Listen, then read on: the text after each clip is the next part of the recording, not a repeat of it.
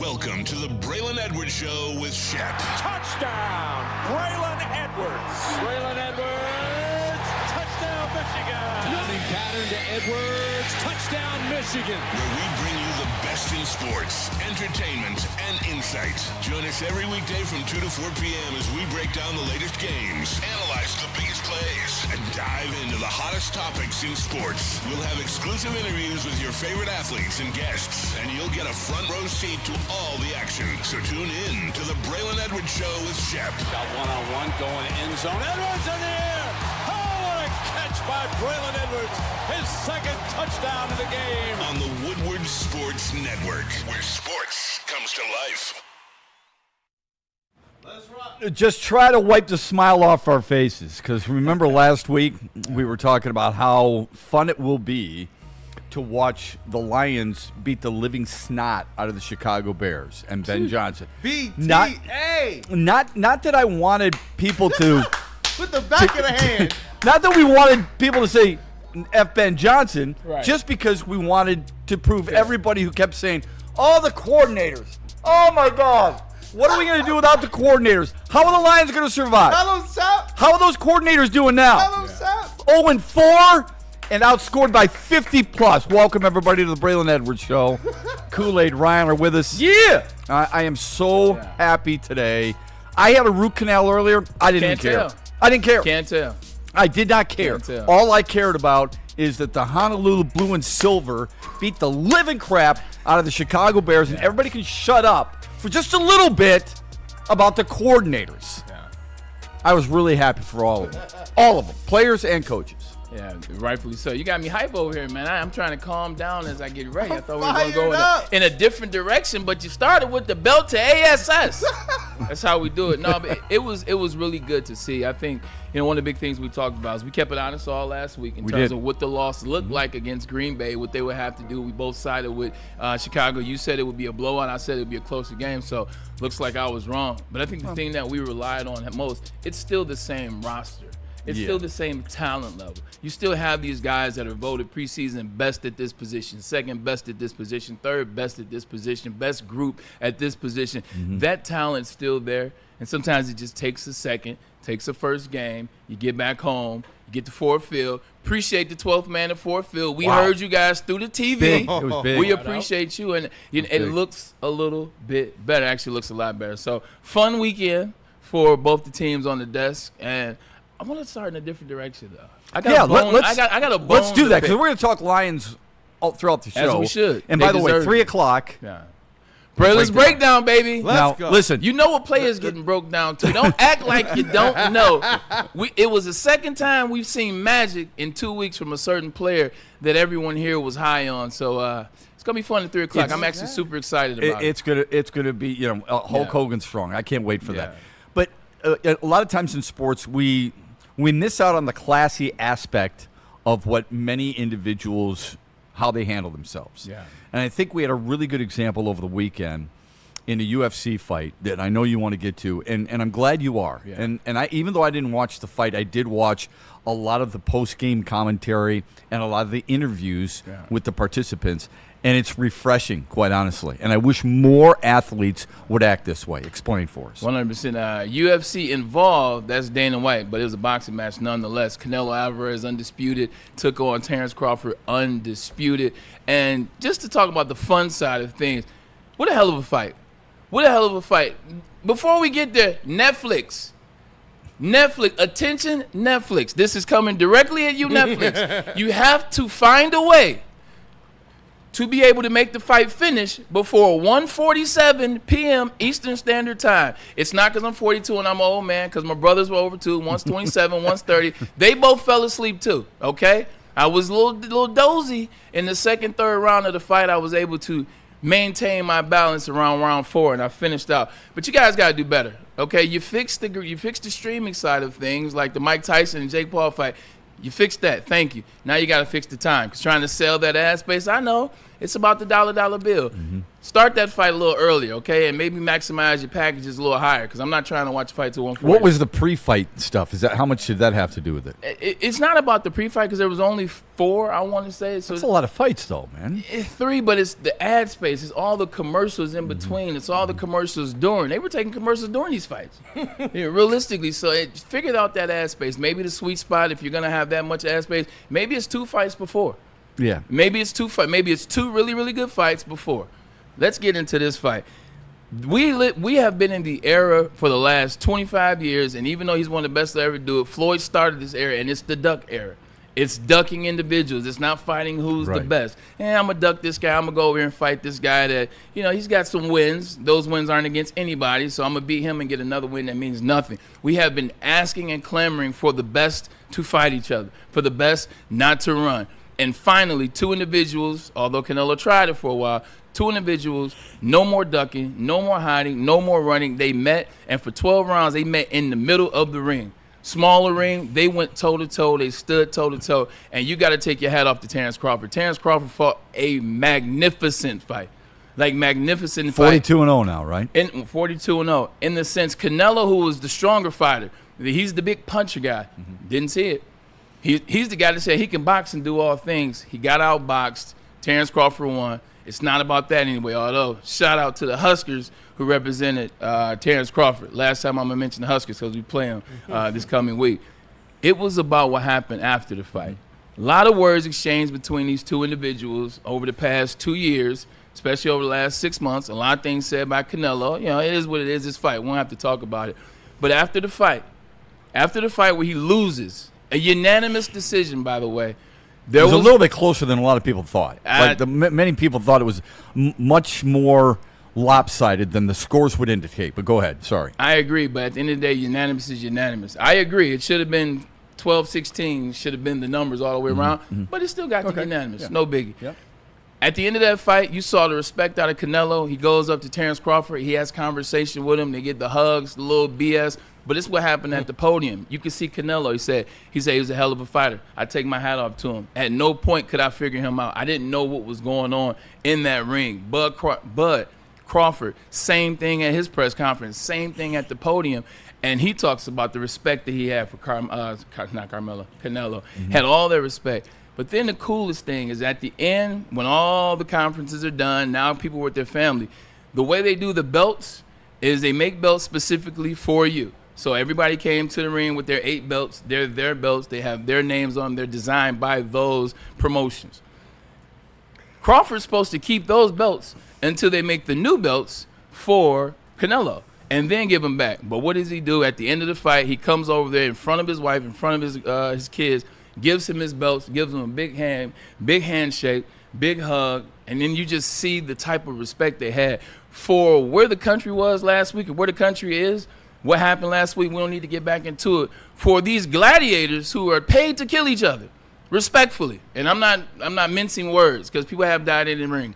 For these guys to get paid to kill each other, the humanity was in the boxing ring. Yeah, the gladiators had the most humanity as we had, so it was just a great message to see them have respect. Love the sportsmanship. The sportsmanship was through another level, and I just think for me it happened at a time where it was needed.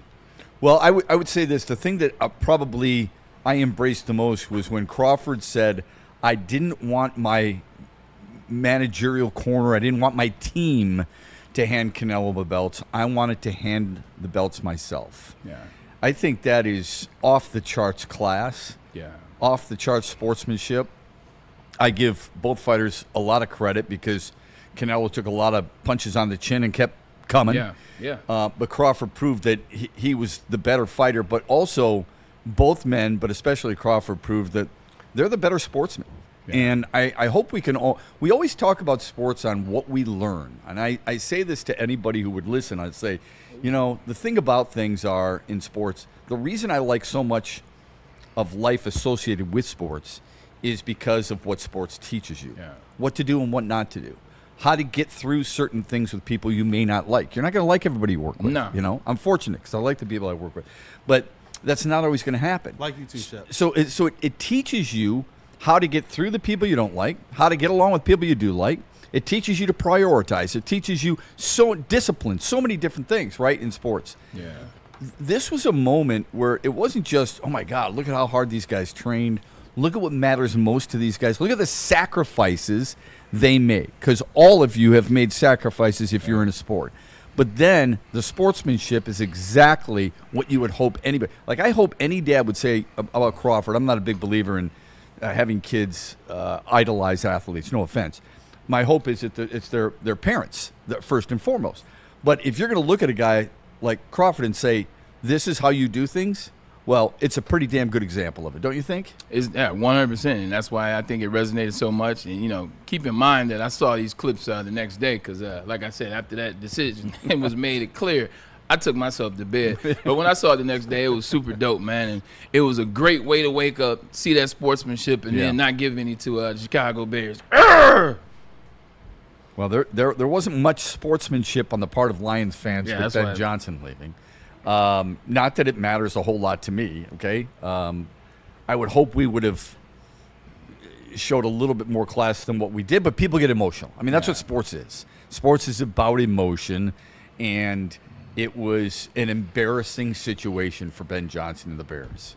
Had to have been. Yeah. Yeah, that's you don't want to use it. Jared Goff came out and said he would have liked the fans not to have necessarily gone the F. Ben Johnson route 100%. And you get games. It's 61,000. That's what Ford Fields holds. And of those 61,000, you're gonna have 8,000 knuckleheads. You're gonna have 8,000 knuckleheads that are somewhere between the age of 17 and it doesn't matter what the age is when you do 57. That's what I was saying. Some of those guys are older, but couple drinks, couple emotions, passionate. They get the team, and you get that. So you just got to explain to your kids if it happens. You go into a sporting event, you know these things are possible. If you hear that, hey, don't pay attention, kid. Look, you don't worry about that. You want some nachos? All right, cool. Let's go over here. Yeah. The whole angst that people have for Ben Johnson, I think, reared its ugly head at the end there. Is it gone? Is the question? No, it's not. Nope. It's not Gotcha. gone. I think it'll come back every single time he comes back. Yeah. I really do. And I'm okay with that. It's just how you handle it. People don't. I would hope people would appreciate what he did for the offense. He didn't help himself. There's two really good examples. We were just talking about the fight, right? These are two really good examples. How do you handle leaving? I don't think people had a problem with him going to Chicago. Some may have. I think that's petty. I think it's what he said. Aaron Glenn didn't say those things. If Aaron Glenn led the Jets into Game 2 in the home opener for the Lions, and both teams are 0-1, he would not have received that type of treatment. Yeah. And it's because of how he handled his departure and arriving in New York, more so than anything else. How Ben Johnson handled his departure was one thing. It's what he said in his press conferences about some of the specific players that people took exception to. He should have known better. He didn't. And to a certain extent, he paid the emotional price. Yeah, and I think the word we're looking for is grace, or gracious. You look at Aaron Glenn, he was gracious in his departure. You can always hear the comment, are you a graceful winner, or are you not one? Are you one of those guys that wins, rubs it in people's faces, or a butthole about it? Grace is what we were looking for, and Ben Johnson was not graceful in the way he left. He wasn't graceful in the comments that he made, and the little jabs and the little things. It was cute and petty.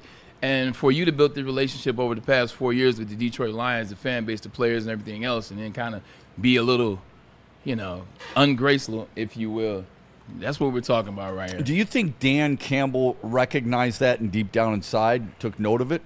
And thus, first of all, let me just get this straight. I don't believe in the whole, they ran it up. Bullcrap. Nah. You play your ones. I'm playing my ones. Who's ever best is going to continue to play. We're going to pound the rock. We're going to keep playing. We're going to keep playing Lions football until you call off the dogs. As far as I'm concerned, when you're getting trucked, it's that team's responsibility to say, here we go. I'm going to put my twos in, and then I follow the lead. It's not the winning team's responsibility. Yeah, I mean, at the end of the day, people out there just a little upset maybe that he kept his guys in a little longer. This is around the time period where guys can get injured. You had the lead secured. The game was won. But if we want to be honest, they missed some opportunities. They should have scored 70. This is no disrespect to the Lions. They played an amazing game, but I'm saying they left a lot of plays out there. This could have been a 70-point. So to say that they were trying to run the score up, I don't think that's what Yeah, happened. I don't buy. I just don't buy that. I don't buy that at all. Last year, the Lions played the Bears twice. It wasn't considered running the score up when Ben Johnson was on that sideline because No. I definitely saw them do it to some people. Absolutely. The Titans, the Yeah. Colts, the Jags. Jags, Titans. But last year, They didn't like that division. That's what it was. that's exactly And the right. Cowboys. And take advantage of it. Get right. Last year, the Lions, as always, played the Bears twice. Yeah. They scored 23 points in one game. They scored 23 points in one game, and they paid 34 in the other. So 57 total points in the two games against Chicago. And they went out and put up 52 on them, a 50-burger on them, as Kevin Burkhardt might say, 50-burger on them in game one. That is sending a message, not to the Bears, but maybe to the rest of the NFL, maybe the rest of the division that says, look, he may be gone, but our offense is still potent.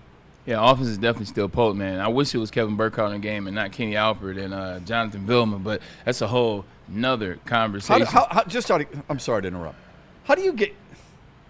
I tweeted this out. For this particular game, how do you get this cast? Somebody please tell me, Jonathan. Somebody tell Jonathan Vilma. Like, you should be in the booth. Somebody tell Jonathan Vilma that Deion Branch played for played New for the England Patriots and Seattle and was a wide receiver and retired in 2012, 14, something like that.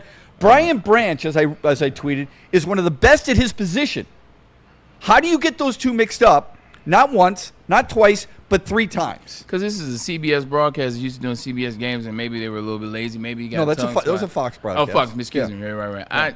I don't know. He's a year older than me. I know the exact moment that Deion Branch retired, though. He retired in 2010 when the Jets beat the Patriots in the playoffs. I know that for a fact because he called us non-gracious winners. He called us non-gracious winners. So Okay. All right. Deion Branch did. All right. I thought I had looked that up earlier today. Maybe that's when he caved. Yeah. That's when he was done playing mentally. But 2012 was his last season when he played 10 games for New England. Do me a favor. Throw up those keys to victory if you get a chance. And by the way, just so people are clear, I've made plenty of mistakes. Yeah, you got to same. correct them right away. You and I both have done television for a long time. There's a producer in your ear. There's a director in your ear. It's a There's quick, an assistant. And you say something, they feel free to, hey, by the way. Or I might write this down. It's Brian, and show you. Right. Because you come back and you say real quick, my apologies, Brian Branch on that. Yeah, because we get caught up in it. Yeah. No one's perfect for crying out loud. You're going to make some mistakes. But you can't do it twice. First on the play, then on the replay, and nobody tell you, and then not come back and tell people. Especially for an established player, man. When it's an established player, especially like Brian Branch, who Braylon's been on it for now, I think 2 years, saying that that's our best defensive player. I don't have You to got say to it get no that more. right. At least correct it. Dude's somebody. he's an absolute badass. He's one of the best safeties in football. Just look. Don't get me into last week. just don't, because you know that's my guy. Last week he gets an interception, pick six, and obviously he had to come back because of some other stuff. But he's just a guy that makes the play when that play is necessary. I don't care what part of the game is. It can be at the beginning of the game, as you saw 2 years ago in Kansas City. It can be at the end of the game, and it can be whenever. But it's whenever you need that point. On Friday, Shep, we talked about keys to the game. We talked about it all week, keys to the game. What does this game look like? And it wasn't a hard game. We talked about it all week, the offensive line. These are what we came up with. We had O-line has to man up. And what that meant more so than anything is offensive line is an attitude.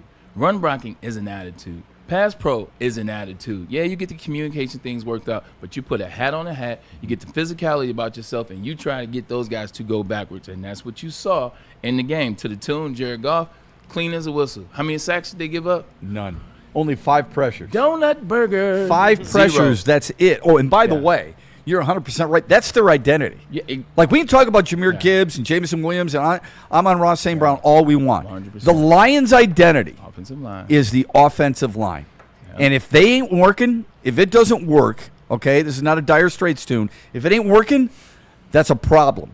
That is a deep-rooted problem. Why is Chicago weak?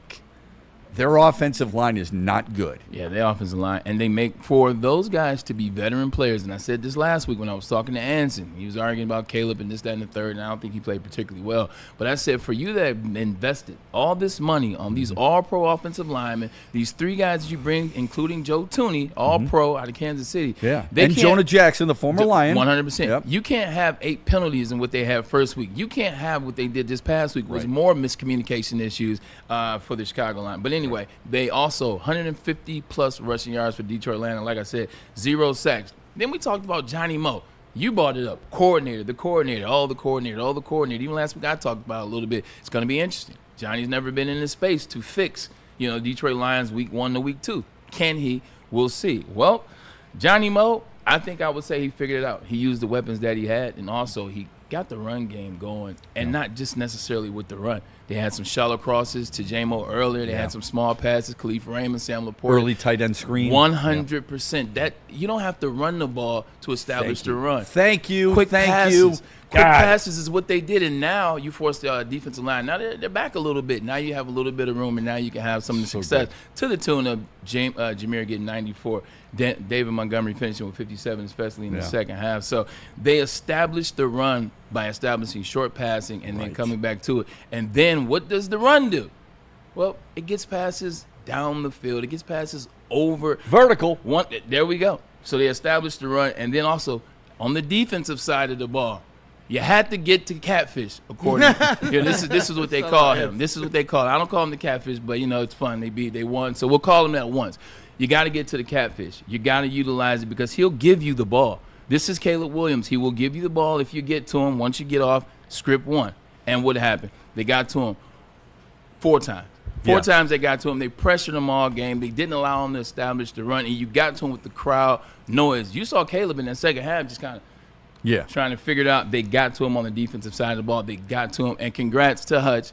I know what it is to be out, to have a major injury, and to come back and, figure out if I'm going to be that guy. I know I'm that guy, but still have a little bit of that in there. When you get that first play, which for him as a defensive end is a sack, for me it would be a touchdown. When you get that first play, it resets your mind to, okay, this is what it feels like, and it expedites the process. I'm back a little bit, yeah. So look, I'm not going to stick up for Caleb Williams. The only thing I would say, and I'm a huge believer, it's not always quarterback sacks. It's quarterback hurries. It's quarterback hits.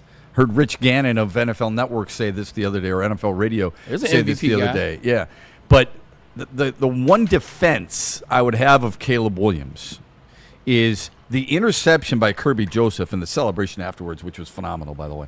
But the interception that Kirby Joseph had, if you look, Kurt Warner broke this down. There are 3 receivers within hash marks of one another. So to me, I don't want to blame it all on Ben Johnson. Maybe somebody ran the wrong route. It's unfair to sit there and start slinging arrows at an offense that I'm not familiar with. But Caleb Williams is looking left on the pick. He's looking left. All 3 guys are in the same area. Yeah. He's flushed, pressure, right? Good job by the defensive line. Rolls to his right, stupid throw. I don't disagree with that. You throw it away, but it's easy for me to say. Throws, and it's picked off. If those receivers are running their proper routes, because there's no way on God's green earth that any offensive coordinator, any head coach, any wide receivers coach, anything that has to do with the offensive side of the football is telling 3 guys to be in the same area. It's messed up. Yeah, it's definitely something going on right now. I could care less about what's going on down there for Caleb Williams and Chicago Bears, but you bring up an interesting point. 2 weeks ago when they were playing against the Minnesota Vikings, Caleb Williams got a lot of negative comments or critique about the wide open pass that DJ Moore was. Yes. DJ Moore was wide open, and if he would have hit him, DJ Moore scores a touchdown, correct? That's not the route DJ Moore had. DJ Moore had an out route. It's a mirror side concept. When you watch the backside on that particular play, out route, fade route, out route, fade route. Well, he ran his own route because he saw open space. So now Caleb Williams, who's expecting an out route, he's looking to throw the out route. You take off and go. So now I got to adjust my arm and throw on. You see what I'm saying? I do. They made it all about Caleb Williams and say, how do you miss that pass? Yeah. The receiver. God, I love the teaching moment. Receiver put him in a bad spot. So it's awesome stuff. I did steal a Braylon Edwards moment yesterday when I was watching this game with some friends, and they were upset about a certain wide receiver, and I said, hold on. How do you know that the wide receiver next to him wasn't supposed to clear out? Yeah. Or how do you know that throw was so bad? It was a Jared Goff pass, okay? And it looked like he short-armed it for sure, okay? But I said, how do we not know that quarterback was expecting that receiver to run it specifically at a certain yardage? I said, and I gave Braylon credit because you have to. Braylon tells me all the time in practice, he's like, I got to run at 8 and come back to 7. Yeah. I got to run it to a certain point on the football field so my quarterback knows where to throw it. It's very precise, and I likened it to a golfer. Well, if you play with a pro, what are you shooting? That's about 140. Is it about 140 or is it 137? Yeah. Because there's a certain – those guys are that precise. Where do you want to drop You it? were so precise with your routes. Your quarterbacks know you were so precise with your routes. I don't know if it's Jared Goff's fault or the receiver's fault. I just wanted to bring that point up. Yeah, no, I appreciate that, man. Whoever's fault it was this past weekend, they got the job done. Oh, man. Like, they got the job done, and it was fun to watch. This is the conversation we were having last week when we were so confused about the Green Bay game. Like, it wasn't that they lost to Green Bay. It wasn't that they even gave up sacks to the Green Bay Packers. It was the fact that it just looked nothing like we were familiar with over the past 3 years. Exactly. This past game, this is what we're familiar with. It was never about them losing to Green Bay. It was that the identity was completely botched. But it is game 1, and I think we can be held accountable to maybe overreacting a little bit too. I will say this. On this show today, maybe Shep will. I know I'm not. I am not going to bring up Marcus Davenport. I refuse to do it. It's too much positivity surrounding this show. So I think you already did. We want you. No, but you see, it's sneaky. You see, it's sneaky. We want you guys to have fun today, so we won't talk about Marcus Davenport and that thing till tomorrow. We'll push that back. So four of the 5 keys Yeah. that Braylon had, there's a check mark next to them. The only one is get off the field on 3rd down. They were 7 for 13 on 3rd down. And there's an asterisk to that, too, because you're absolutely correct. They were 7 and 13 talking about Chicago Bears. They were good on 3rd down. But how we got an asterisk right there, they were 0-2 on 4th down, and both those 4th downs were major. The first 4th down, shout out to Talik Williams. Shout was good. Shout out to your first-round He was draft. really pick, good. Talik Williams, for being 330 and still being able to, let me go ahead and knock that pass down. Because I tell you like this. DJ Moore was wide open on that 4th down. DJ Moore was wide open on that 4th down. He's going to come behind the window, and I think at that time the Lions were up 7. It wasn't a blowout then. It was 7-14. He knocks that pass down. They get the ball, and also they held him again on 4th down. Shout out to the big Encouraging fellas sign, up man. front. They didn't win necessarily the 3rd down, but they won 4th down, and that was even bigger. 100%. Kool-Aid was going to say something. Sorry. I was going to say, you want to talk about that identity and so I can wear all of the victory stuff, got the victory Lions Okay. kids, got the gear on.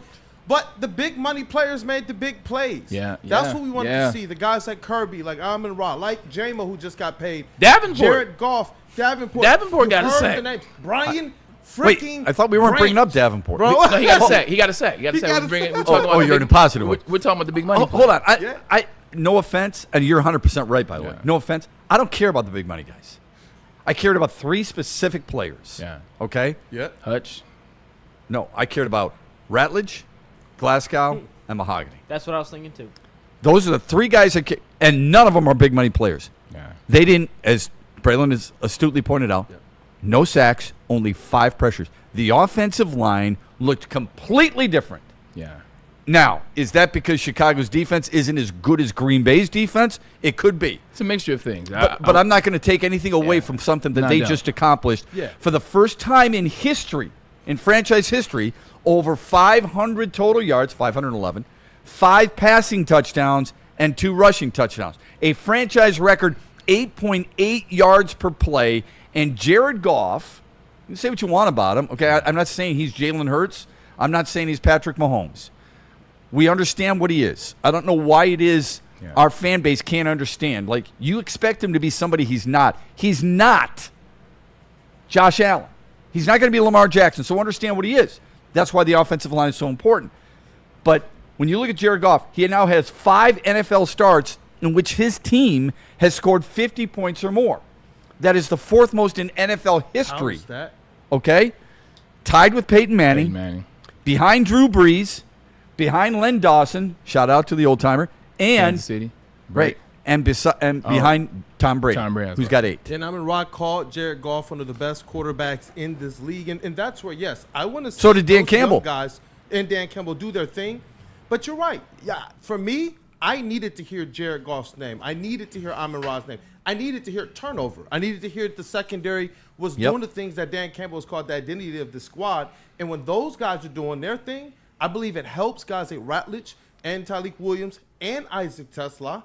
I think it makes it so much easier on them. And then we actually get to see the production that they are bringing to the field on a play-by-play basis rather than all the pressure being on them. When you get those top dogs doing their thing, Fair I enough. think it's great. And KG. Shout out Kelvin Shepard. He found a way to manufacture that pressure from really all three levels in that game. Well, the only thing I'd say about Kelvin Shepard is against Green Bay, and I know it's hard for us to look back at that because they scored on their first three possessions. Yeah.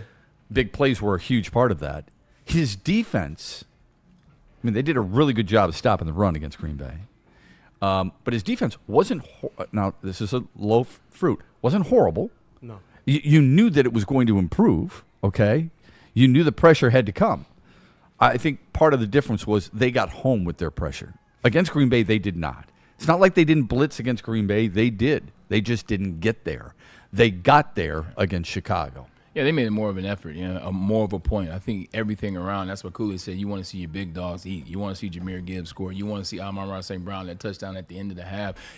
When you have these things, you get more excitement too. And also when you got the offense doing what they do, now it gets the defense invigorated. Now the defense is like, oh, hell yeah, let's go out there and make some plays. Mm-hmm. They're turning up for us. Last week, they didn't have anything moving. Offense gave the defense exactly nothing. And so now the defense is trying to go out there and make something happen. And they were on the field too much, got put in some bad spots. And it was overall just a bad game all the way around. Fast forward, they got back home. They got confident. Offensive line was able to gel. They were able to get the communication going on, being at home. And Jared Goff, man, he led that team to a great offensive output, great offensive production. It was just a really, really, really good win. What we can't do, we can't be too high after the day. Right. After the day, we're going to have some fun today. That's true. Because of how what last week was, we'll have fun. But we can't get too high. Just like we were so high last week on what looked bad. Now here we are less than 7 days later, and we're like, 8 days later. It's like, oh, my God, they're going back to the Super Bowl. We got to stay even kill. It was a good win against a team that's in the division. It's a good divisional rival. But, there's room to work. Well, that's why, to our credit, I think this entire show, I don't say just you and me. I think Ryan, I think Kool-Aid said the same thing. We're not freaking out. We haven't lost our confidence in this team. I'm sorry, man. Eventually, talent wins. It wins at every sport. Find me a team that won a division or a championship in general that didn't have talent. Coaches can't do it by themselves. Players can win despite a bad coach or an average coach, I suppose. I suppose you could use examples like Baltimore and Brian Billick. You could use Dallas and Barry Switzer if you wanted to. There have been coaches who have reached a certain level, and you're like, man, I'm a little surprised. I didn't think he was that good. How does Cleveland win a division with Sam Ritigliano? Okay, whatever. But you need all of that, okay? You need all that stuff. But you got to have talent, man, if you want to cross the goal line, if you in the end line, the finish line. And the Lions have way too much talent for people to just say, sorry, I don't see this team winning more than 5 games. Seriously, what kind of drugs are you on? Yeah, no. Unless there's a major injury. 100%. And we're gonna knock on wood and act like that never was even said. Kudos to Johnny Mo. In this situation. It wasn't necessarily the output. Obviously, the yards are ridiculous. The touchdowns are ridiculous. The numbers are ridiculous. But it's the fact that he got everybody involved. But it wasn't overly doing it. It wasn't out of pocket. It wasn't uncomfortable. He wasn't trying to force some situations. Like, everybody got to eat, but they got to eat within the flow of the game. Yeah. Jahmyr Gibbs got to eat when it was his time. Amon-Ra St. Brown was hot. He and Jared Goff, they were cooking. This is what it was. J-Mo had to be away. And my man J-Mo, congrats on that. You know why? Because the attitude that we talk about with the offensive line, guess who was giving that attitude last week? Did you not see J-Mo when Jahmyr Gibbs ran? I think they were backed up. They were on the Detroit Lions, maybe 12 or 13. When Jahmyr Gibbs gets the first down on the outside, J-Mo took 2 guys on the block. Oh, you showed me that. We showed you that. He took 2 guys on that block. So even in the loss, J-Mo was out there doing what? He's blocking for his teammate. Yeah. He's making sure, look, no. I got to do my job. My job is to block when it's to block and it's to catch when it's to catch. Well, it was time to catch the ball. You know what he wasn't doing? You know what he wasn't doing? He wasn't doing what Travis Kelce was doing. Travis Kelce, just go back and host your podcast, will you please? Patrick Mahomes scores on a touchdown in the game of the week against Philly, and what is Kelce doing? Throwing his helmet on the sideline. And I don't mean Brian Branch throwing a Green Bay Packer helmet, okay? Travis Kelce's doing this stuff. He's grabbing his helmet, and he slams it on the ground like that and says, I'm sick of this blank. To his coaches. Because he's not getting the ball? Because he's not on the field. Well, maybe if you would be dropping passes in the end zone, Tell him, right? Maybe if you wouldn't drop pass in the end zone. That leads to an What are you interception. talking about? It led to an interception. Yeah. He put the ball right here. If you catch that, Travis Kelce's going to fall in the end zone. But here's what you're missing. His celebration after the first down catch was really good. Yeah. So I wish you would remember that and dwell on that because that's what he wants you to. That's what when he has his podcast, that's what he's going to do. Yeah. He's going to talk about that stuff. I think he's a selfish baby, and it drives me nuts. But that's me. Let's push it aside. I agree with you, Let's Shep. focus on what the Lions did and what the Lions did well. To your credit, you're right. Jamison Williams blocking downfield was awesome. He only had 2 rocks, by the way. Yeah, and he made the most of them because he went over 100 yards. Absolutely. It was incredible. Brock Wright was involved. How good was Brock Wright when we talk about Sam Laporta? How good was he? Khalif Raymond found a way. Khalif Raymond found a way. And then, go ahead, say it. Looky here. I'm glad that we got ahead of the curve. When they drafted number 18, I said, moving up, 2 picks, going to get a guy that's he's the 4th receiver on the team. Yeah, he's got some size. Yeah, he's got some intangibles, but that's a big, bold move, Brad. It's got to work for you. 2 games and 2 top 10 catches. And the first one was 1, and the second one should have been 1 too. This catch finished number 5 for him. But Isaac Tesler. 5 on whose list? Yes, the catch of the week. Whose list? It doesn't matter. Catch of the week. Okay. I'm agreeing. Catch of the week. Okay. But even that wasn't forced. Even that play, which we'll break down. I can't wait. We got about 24 minutes. But even that play wasn't forced. That's 23:30 too long. But let me ask you this. And I tweeted this out yesterday too. How come he's not playing more? Now, that's easy for me to say, 'cause that's why I wanted to ask you specifically. I should have asked you before I tweeted it, but you don't answer my phone calls. The question is, no, I'm just kidding. That's cap. How in the world is he not more involved? Right. Shep, I'm just kidding, by the way, folks. He answers my texts and phone calls. I'm just BSing. Shep, they scored 52 points, and they really could have scored 70. At the end of the day, it takes time to get these guys acclimated to what the system is. He's a really good player, but right now, after what happened last week, you're slowing into it. All right, cool. We gotta get the money. So you're okay with it? Hell yeah. Okay. All right. You got a running back that's about to be a $25 million running back. You have a wide receiver that's a $33 million wide receiver, and another wide receiver that's a 28. I know money doesn't matter, but it does when. No, it does. I didn't say that. But, yeah. But you're gonna have 3 receivers no matter what. But I want to know why he's not out there playing instead of, with all due respect, and Right. Khalif Raymond played well yesterday. But why isn't he more involved in the offense? You're settling me down, which is great. Right. Easing way into it. He just doesn't get a lot of snaps. It surprises me. Because I think for what they'll have him do, he's a decoy right now, and they don't want to waste decoy reps, if you will. Like, I think they're actually waiting to put some meaningful plays together for him. Like, right now, the route running is being done by Amon-Ra St. Brown and J-Mo. The little underneath stuff is being done by Sam Laporta, and not even Brock Wright, but Sam Laporta. Khalif Raymond is coming in for the stuff where, oh, my God, where is everybody at? Who's this guy? Well, number 11's wide open. He's doing that stuff. When he comes in, he's a target. When he comes in, people will pay attention to him. All right, that's good. I mean, you've helped me there, and I greatly appreciate it. It's always good to lay down on the couch and have Braylon talk to me a little bit about some of the football things that got me over the edge sometimes. There is a question I do have for folks, and I can't wait to read them in the chat. Who's the one guy you've become more appreciative of with this Lions team than anybody else? We've all got our ideas. 3 o'clock, it's Braylon's Breakdown. It is the best segment on TV and or radio in the city of Detroit. Trust me when I tell you this, you don't want to miss it, just like you don't want to miss an opportunity to be represented by Ven Johnson. When crisis hits, don't panic. Let Ven fight for you. Ven Johnson Law, we make it simple. Here you go. Step 1, you verify. Gather the details and snap those photos. The details from yesterday, Chicago Bears, they couldn't make it. Step 2, engage. Call your intern. You got to call your attorney. You got to engage with the guy. The Lions offense engaged with Johnny Moe. He engaged with the Lions offense, and guess what? 52 points later, they're engaged, baby. That's how you do it. And then last is notify. Let your insurance provider know, like Dan Campbell let Ben Johnson know. He's out of here. Ben Johnson Law. BenFights.com. How about that word engaged? He used it a couple of times. Somebody else is wondering if you're going to use it. There's no better place to catch all the action of all the sports than Art and Jake Sports Bar and Grill. I'm getting him in trouble. Go to any one of their 6 locations in the state of Michigan. You enjoy wall-to-wall coverage. You've got 80, count them, 80 televisions. Don't sit there at Art and Jake's and try to tell me you can't watch the game. You damn right you can watch the game with 80 TVs plus 22 draft beers on tap. A menu, look at that. It's just a portion of their menu. Really good food. You don't want to miss any of their weekly specials tonight, Monday nights, rib night, fajitas and margaritas on Wednesdays, $3.50 Detroit Lions edition Bud Lights, 16-ounce aluminum bottles, and $5 Nutri 12-ounce cans every Monday, every Thursday, and every Sunday.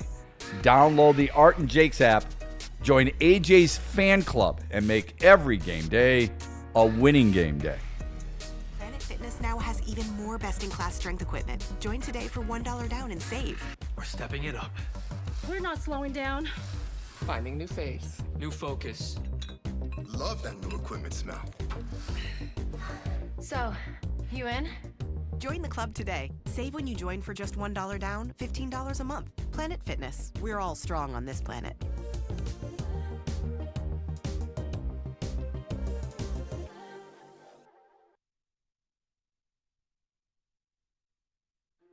Why do we fight? We fight to protect the innocent, to hold the powerful accountable, to bring the oppressors to justice. Why do we fight? We fight to secure and preserve our civil liberties, to get each and every one of our clients the justice they deserve, and to make the lives of real people just like you whole again. ThenFights.com. Big injuries, big news. Twice a week, Dr. Jeff Pierce from Michigan Sports and Spine joins Woodward Sports Network for the Injury Insider Report. Big D Energy Tuesdays at noon. Braylon Edwards and Shaq Thursdays at 3:30. Get expert analysis and in-depth breakdowns on the latest sports injuries from the man trusted by top athletes in the community, like D-Mac.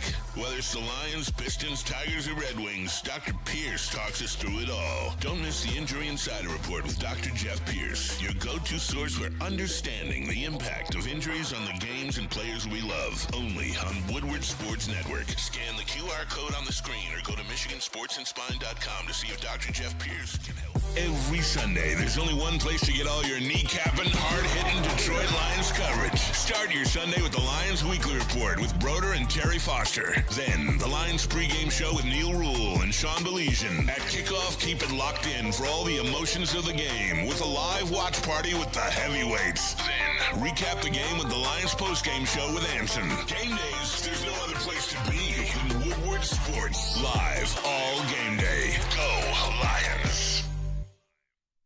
You know how some things are so good they should be world famous, but they're not? Our house-made vinaigrette is one of those things. And the antipasto salad, we drizzle it over. Same with our hand-battered chicken tenders. Original recipe soups and pasta sauces.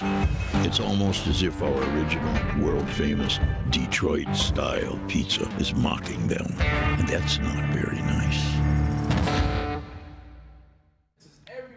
It's for everyone, whether experienced, routine, or not. Planet Fitness is the gym for you. Look, man, I know how to work out. I can go to the gym. I don't need the trainers. But the trainers are there, and they're there for you, the individuals that don't.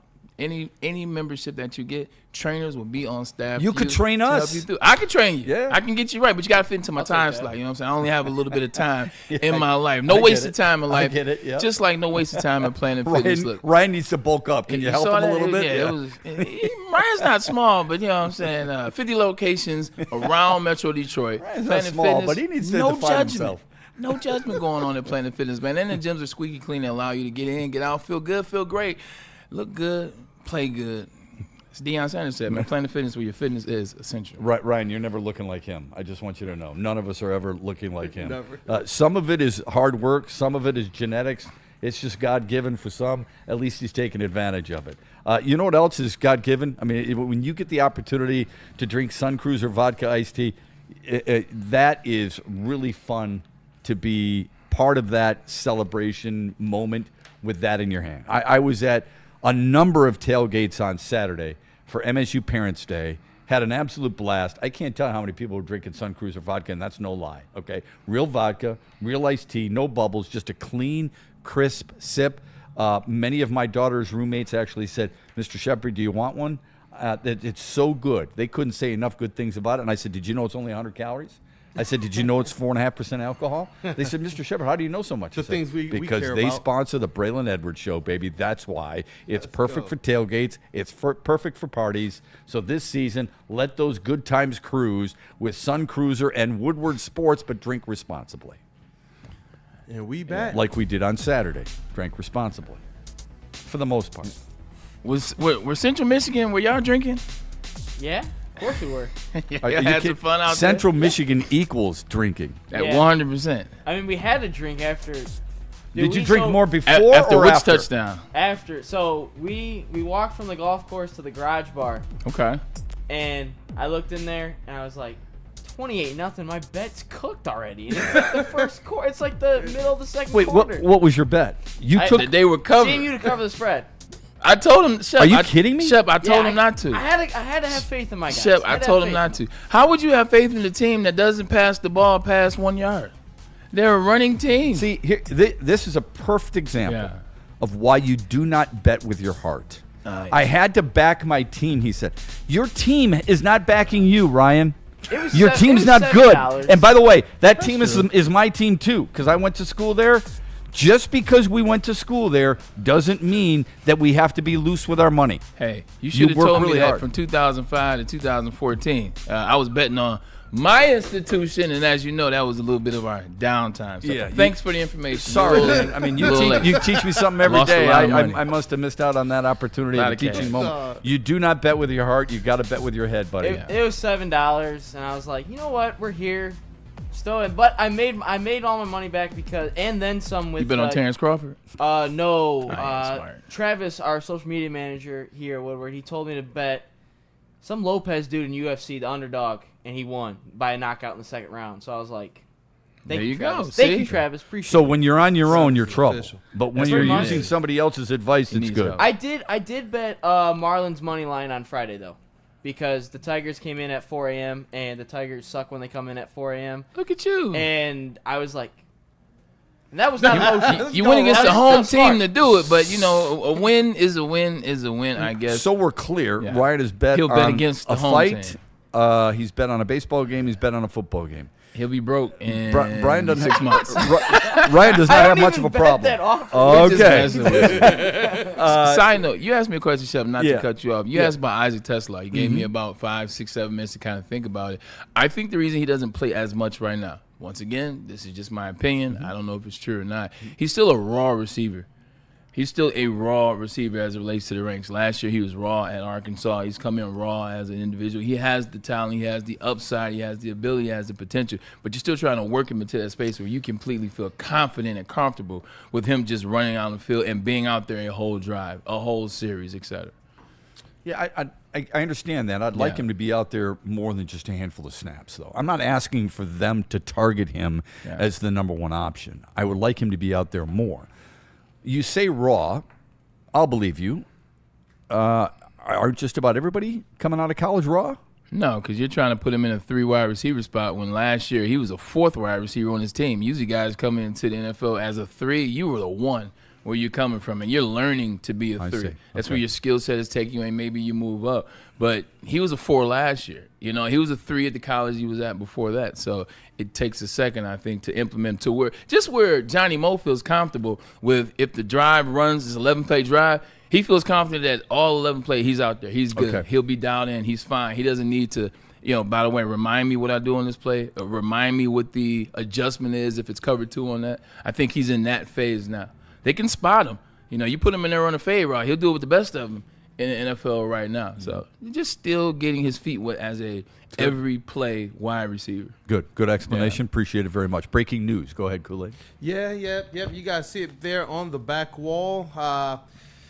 The Vikings quarterback J.J. McCarthy is unlikely to play Sunday because of an ankle sprain. That's via head coach Kevin O'Connell. And shout out to Tom Pelissero who put that out first on social. So the young quarterback will not play after having one of the worst games across the NFL And you get Carson Wentz in his place instead. I know you had some words about Carson too, Seth. Well, he's the guy I thought the Lions could have gone out and at least entertained signing as a backup. Kyle Allen's fine, I suppose. Carson Wentz gives you perhaps a little bit more confidence. We'll see how he does for Minnesota against Jake Browning, who's in for Joe Burrow, who is out because he's going to have surgery on turf toe. He's going to be out at least 3 months or not 3 weeks, 3 months, right? 3 months, I believe, is what they said. Won't be back until late November 27th, and that's when they're hoping around against Pittsburgh or against Baltimore, excuse me. That means the Lions will get Cincinnati with Jake Browning in a few weeks.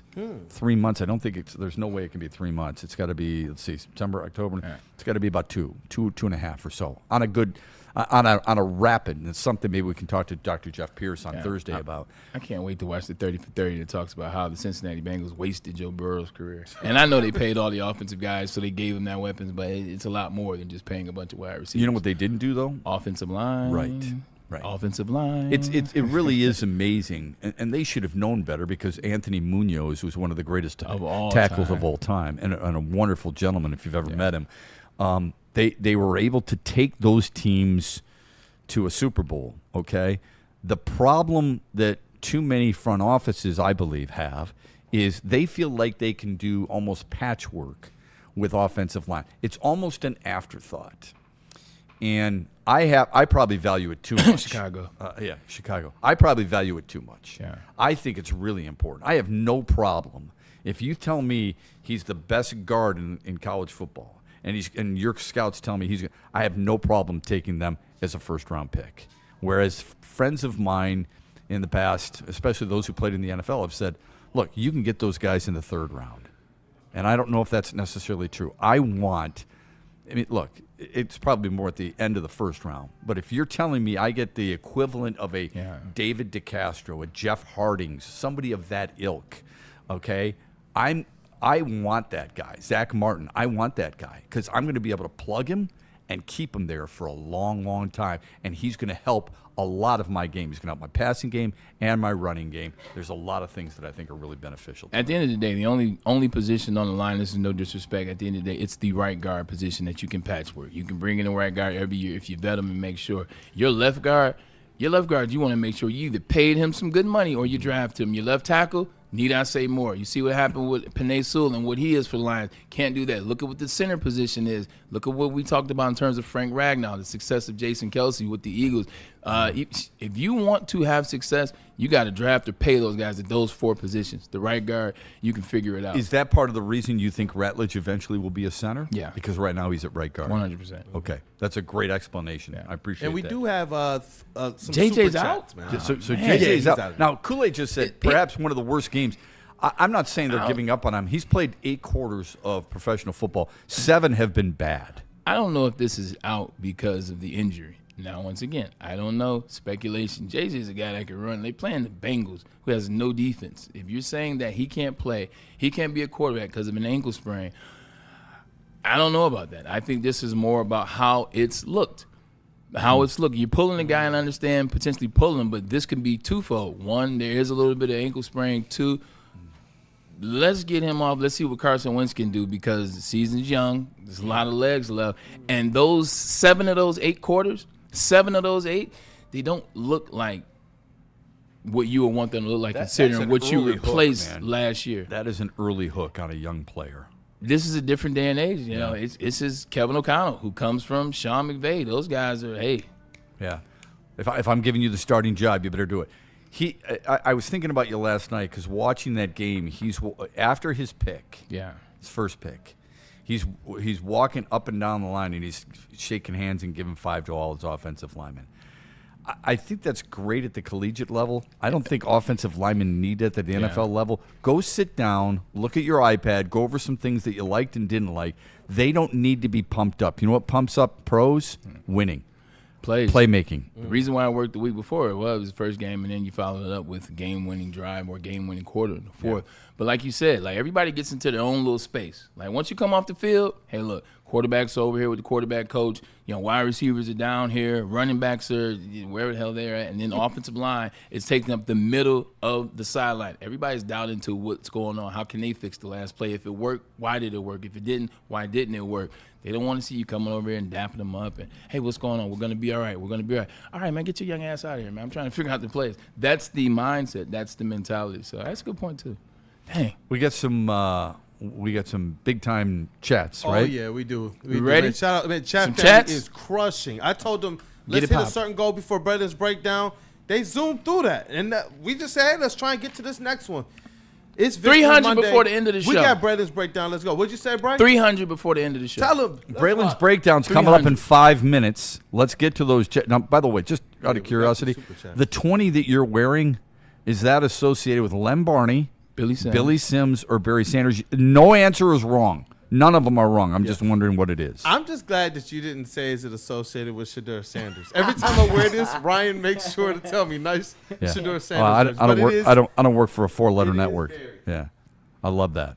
All right, let's go. There's another Sanders Charlie in Lions Sanders. history who I love just as much, if not more, and that's the late great Charlie Sanders, who I had the privilege of working with for many years, and I loved that man. Wonderful guy. Go ahead.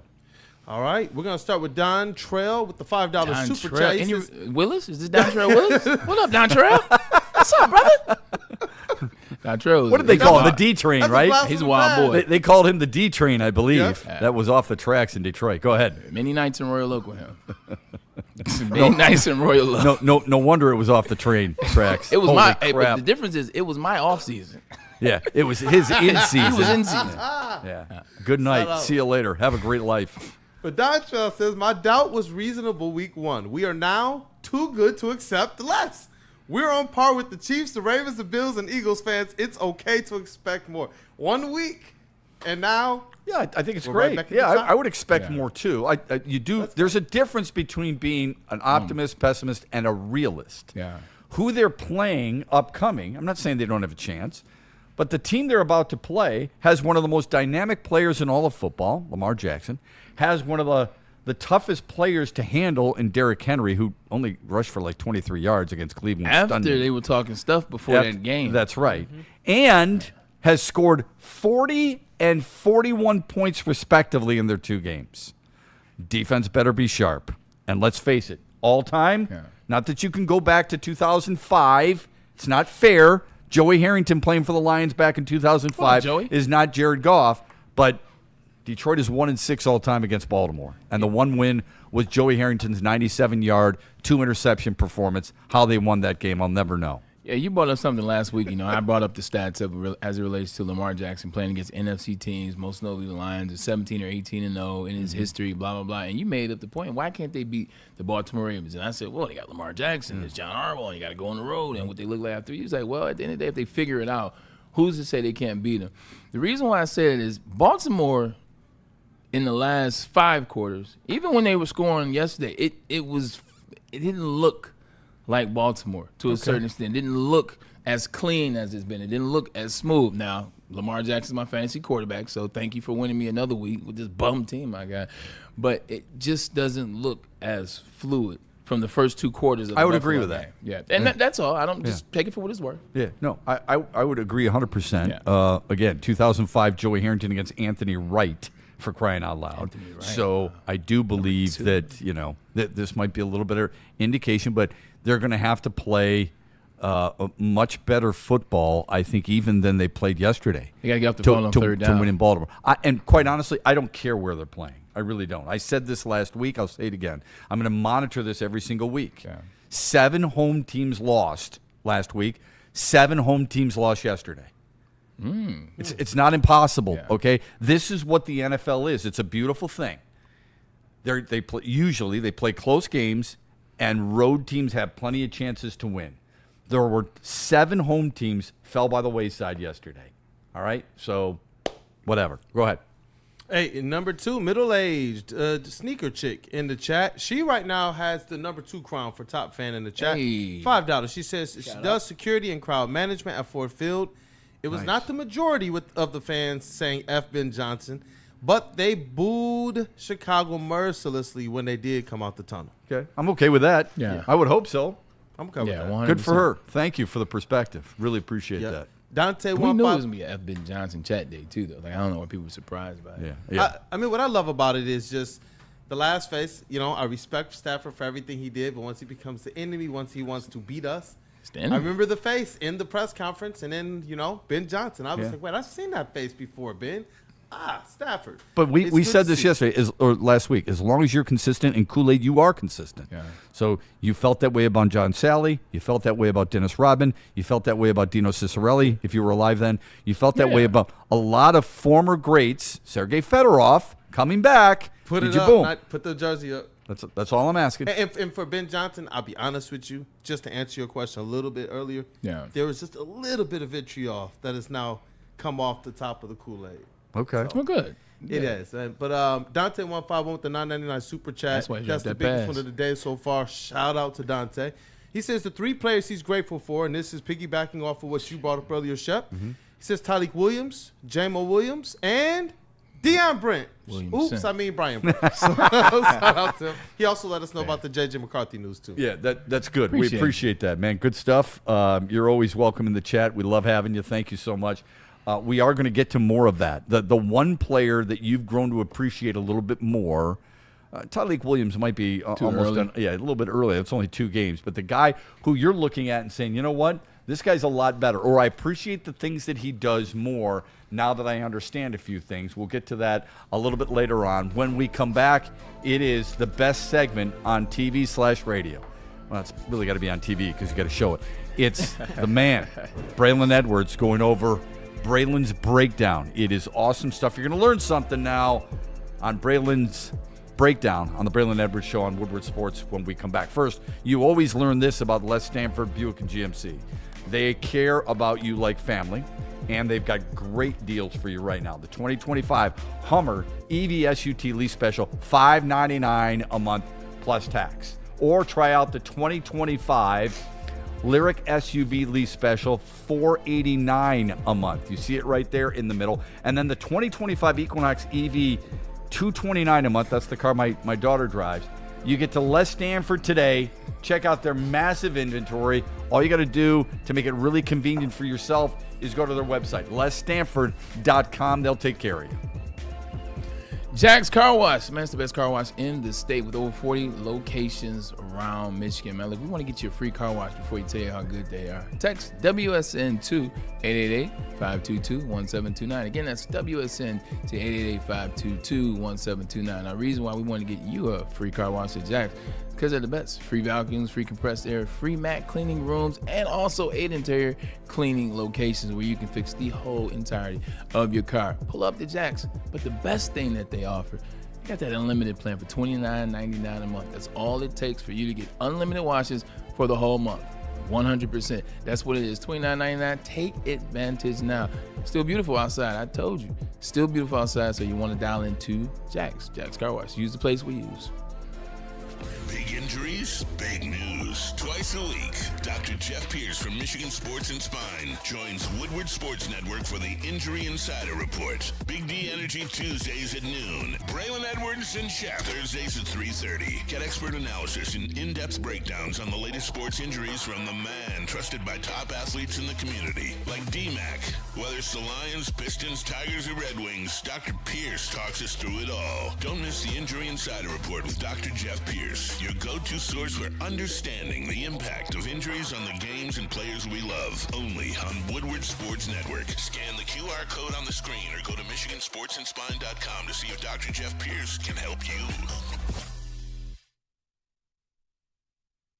Hunting season is almost here, Detroit, and your Lions are on the prowl. Make sure you're locked into Woodward Sports for all the Dan Campbell reactions, Jared Goff touchdowns, Amon-Ra first downs, Penny pancakes, Kirby picks, Gibbs big plays, and of course, Jack Fox's leg. Stay locked in on all your Lions coverage right here on Detroit's #1 sports network, Woodward Sports.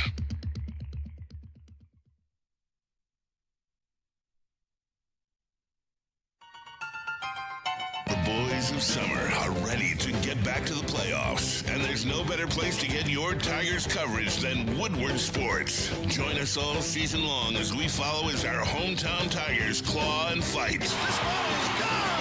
Boys are back in town. Feel the roar with Woodward Sports.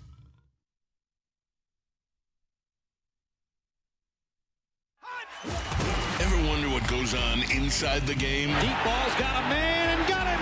Touchdown, Braylon Edwards. Join Braylon Edwards and Shep. Edwards has it. 10-5, touchdown. On the Braylon Edwards Show with Shep. Ball looks in zone. Got Edwards for the touchdown. Where they dive deep into the heart of sports. Weekdays from 2 to 4 p.m., they're bringing you expert analysis, exclusive interviews, and a fresh perspective on the sports you love. Don't miss it, only on the Woodward Sports Network. Hunting season is almost here, Detroit, and your Lions are on the prowl. Make sure you're locked into Woodward Sports for all the Dan Campbell reactions, Jared Goff touchdowns, Amon-Ra first downs, Penny pancakes, Kirby picks, Gibbs big plays, and of course, Jack Fox's leg. Stay locked in on all your Lions coverage right here on Detroit's #1 sports network, Woodward Sports. WoodwardSports.com and click on Shop. Get the latest in Detroit sports apparel and exclusive Woodward Sports gear. WoodwardSports.com can get the whole team outfitted. Love the Pistons, Red Wings, and Tigers? We got something for you, too. Shop online at WoodwardSports.com. Dr. Pierce, the injury insider. In fact, I was just at Michigan Sports and Spine today to make sure my shoulder was good, and my guy Rogine got me taken care of, and set me up with my next appointment to get some dry needling done. This is what they do, though. They offer that first-class treatment. They offer it to you as well, man. You can see our guy on Big D Energy on Tuesdays, and you can see him on the show with us, me and Shep, on Thursdays. It's the guy we use, man. If you got an ache, a pain in your back, your neck, your knee, wherever it is, 248-426-9944. Get with Dr. Pierce first. He will get you right. Scan that QR code above my head as well. That way you don't need the number. Dr. Pierce will get you right. He's been doing it for years. He's been doing it with the greats. He does it on concert tours with Live Nation. He does it everywhere. So let him do it here with you. Dr. Jeff Pierce, Michigan Sports and Spine. By the way, we were talking about the success of Jared Goff. It's really the success of the entire unit. Yes, I said unit. And, of course, John Morton. Past the sticks, or at the sticks or further, Jared Goff, 10 of 14, 257 yards, 3 touchdowns, and a QB rating of 153.3. It's past the sticks. So what did we say last week? We said, as soon as Sharon's heating and air conditioning is, Kool-Aid looks at me and goes, where the hell are you going? Well, we needed them to go out. When he said unit, I was like, oh, you know what? Air conditioning unit. I was waiting for the transition. Jared Goff is perfect. Sharon's is perfect. Let's go. They need to go downfield more, right? Yeah. They do, and that's exactly what they did by using those numbers past the sticks. Now I'll get back on script. I promise you. This is the beauty of live television, if you will. A shout-out, that's usually Kool-Aid's line, a shout-out to Sharon's Heating and Air Conditioning, proudly serving Metro Detroit for over 40 years as a family business and treating customers like family as well. They offer it all. You don't need the heating today or this week because it's going to be in the 80s, but you could use the cooling. Well, they do that too. Pretty soon you're going to need the heating because fall is upon us. Soon winter will be upon us. They've got indoor air quality. That's really important. Water heaters, whole home generators, memberships. They've got it all for you at Sharon's Heating and Air Conditioning. Right now, DTE gas customers will get a free furnace tune-up through December 1st with Sharon's Heating and Air Conditioning. That's a big money saver right there, folks. Take it from somebody who's got and had to do that before. If I had called Sharon's Heating and Air Conditioning, I would have been fine. But I, quite honestly, wasn't working here at the time. Now that I am, the first call is going to Sharon's Heating and Air Conditioning. Call them today, 734-238-3839. Scan the QR code right ahead and tell them the Braylon Edwards Show sent you. And we back. And just like that, we're back. And just like that, we're back. And that's when I wanted to give you the Jared Goff information, but I was so excited about the information, I couldn't help myself. Let's get to the best segment on this network and the best segment in television. Let's get to Braylon's breakdown. Braylon? Yeah. Let's go. Let's go. Get it up. Ryan, you got on the show. I'm excited today because you know who we're about to break down. It is Isaac, don't test me, Tesla. We're going to do this, but before we get to the catch, which was an amazing catch, you saw not one, but 2 catches with one hand in the first 2 weeks of the season. We're going to break the play down. All right, here we go. We got 2-man is what it looks like right now. Press coverage on Isaac Tesla right now. This guy's taking Isaac right here. You see the cornerback right here. He's looming over here for Sam Laporta. You can see how everything is shaped up. 1, 1, 1, 1. Give me the next read. See if Mac cover 2 right there with the 2 guys in the back. Safety's on the hashes. 100%. Cover 2, safety's on the hashes. It rotates now at the second slide. This safety's coming up. Other safety drops. Now you can see it's more of a man situation. But they're spying somebody. I want you to tell me who they're spying if you can figure it out. It's pretty easy. Here we go. One-on-one coverage right here. One-on-one coverage right here. Okay. This linebacker right here, he's going to have the running back and Jahmyr Gibbs crossing route right here. He's going to have him, and then you see, J-Mo has a corner on him. Everybody has a man, but there's an extra guy in the space. Who's going to be double coverage? Where should the ball go? As of right now, Shep, you see this? Amon-Ra St. Brown? Right, 100%. Amon-Ra St. Brown is going to be the guy that they double team. You'll see it look better in the next shot. But right now, Jared Goff already knows where he's going with the ball. Even though he's looking left? Jared Goff, he's looking left to freeze this safety right here. That's why this safety is looking this way. He wants all of everybody to look at number 14. Oh, yeah, we're going to get him another touchdown. Here we go. We're going to get him going. Actually, he hadn't had a touchdown yet. This was going to be the precursor to his first touchdown in the game. But here we go. Everybody's looking. Next slide, please, if you will, Ryan. Boom. Next slide. Now you can see it. Look at the safety. He's waiting for Amon-Ra St. Brown to get the ball. One-on-one. Now the linebacker has gone to the running back, Jahmyr Gibbs. And then, oh, by the way, J-Mo deep. This is what was holding his safety. He's giving J-Mo help until the last second. He's going to push on Amon-Ra St. Brown. All those weapons. But Jared Goff already knew he was going to throw the fade to Tesla. He set it up. He eyed Amon-Ra St. Brown. He held the safety with his eyes. And now what do you have right here? Bray, he's winding up. 6'4" on 5'10". It's about to be a match made in heaven. He's wound up. It's already gone. Yeah. He's already known where he's going. And he saw what this guy did last week. He saw what this guy did in the preseason. This is a chance to get the crowd hyped. This is what they wanted. Number 18 on the go route. Next screenshot, by the please. way, great job by the offensive line up there, too. The Bears take are only rushing 4. Take it back. It's hard to believe, but they're only rushing 4 there.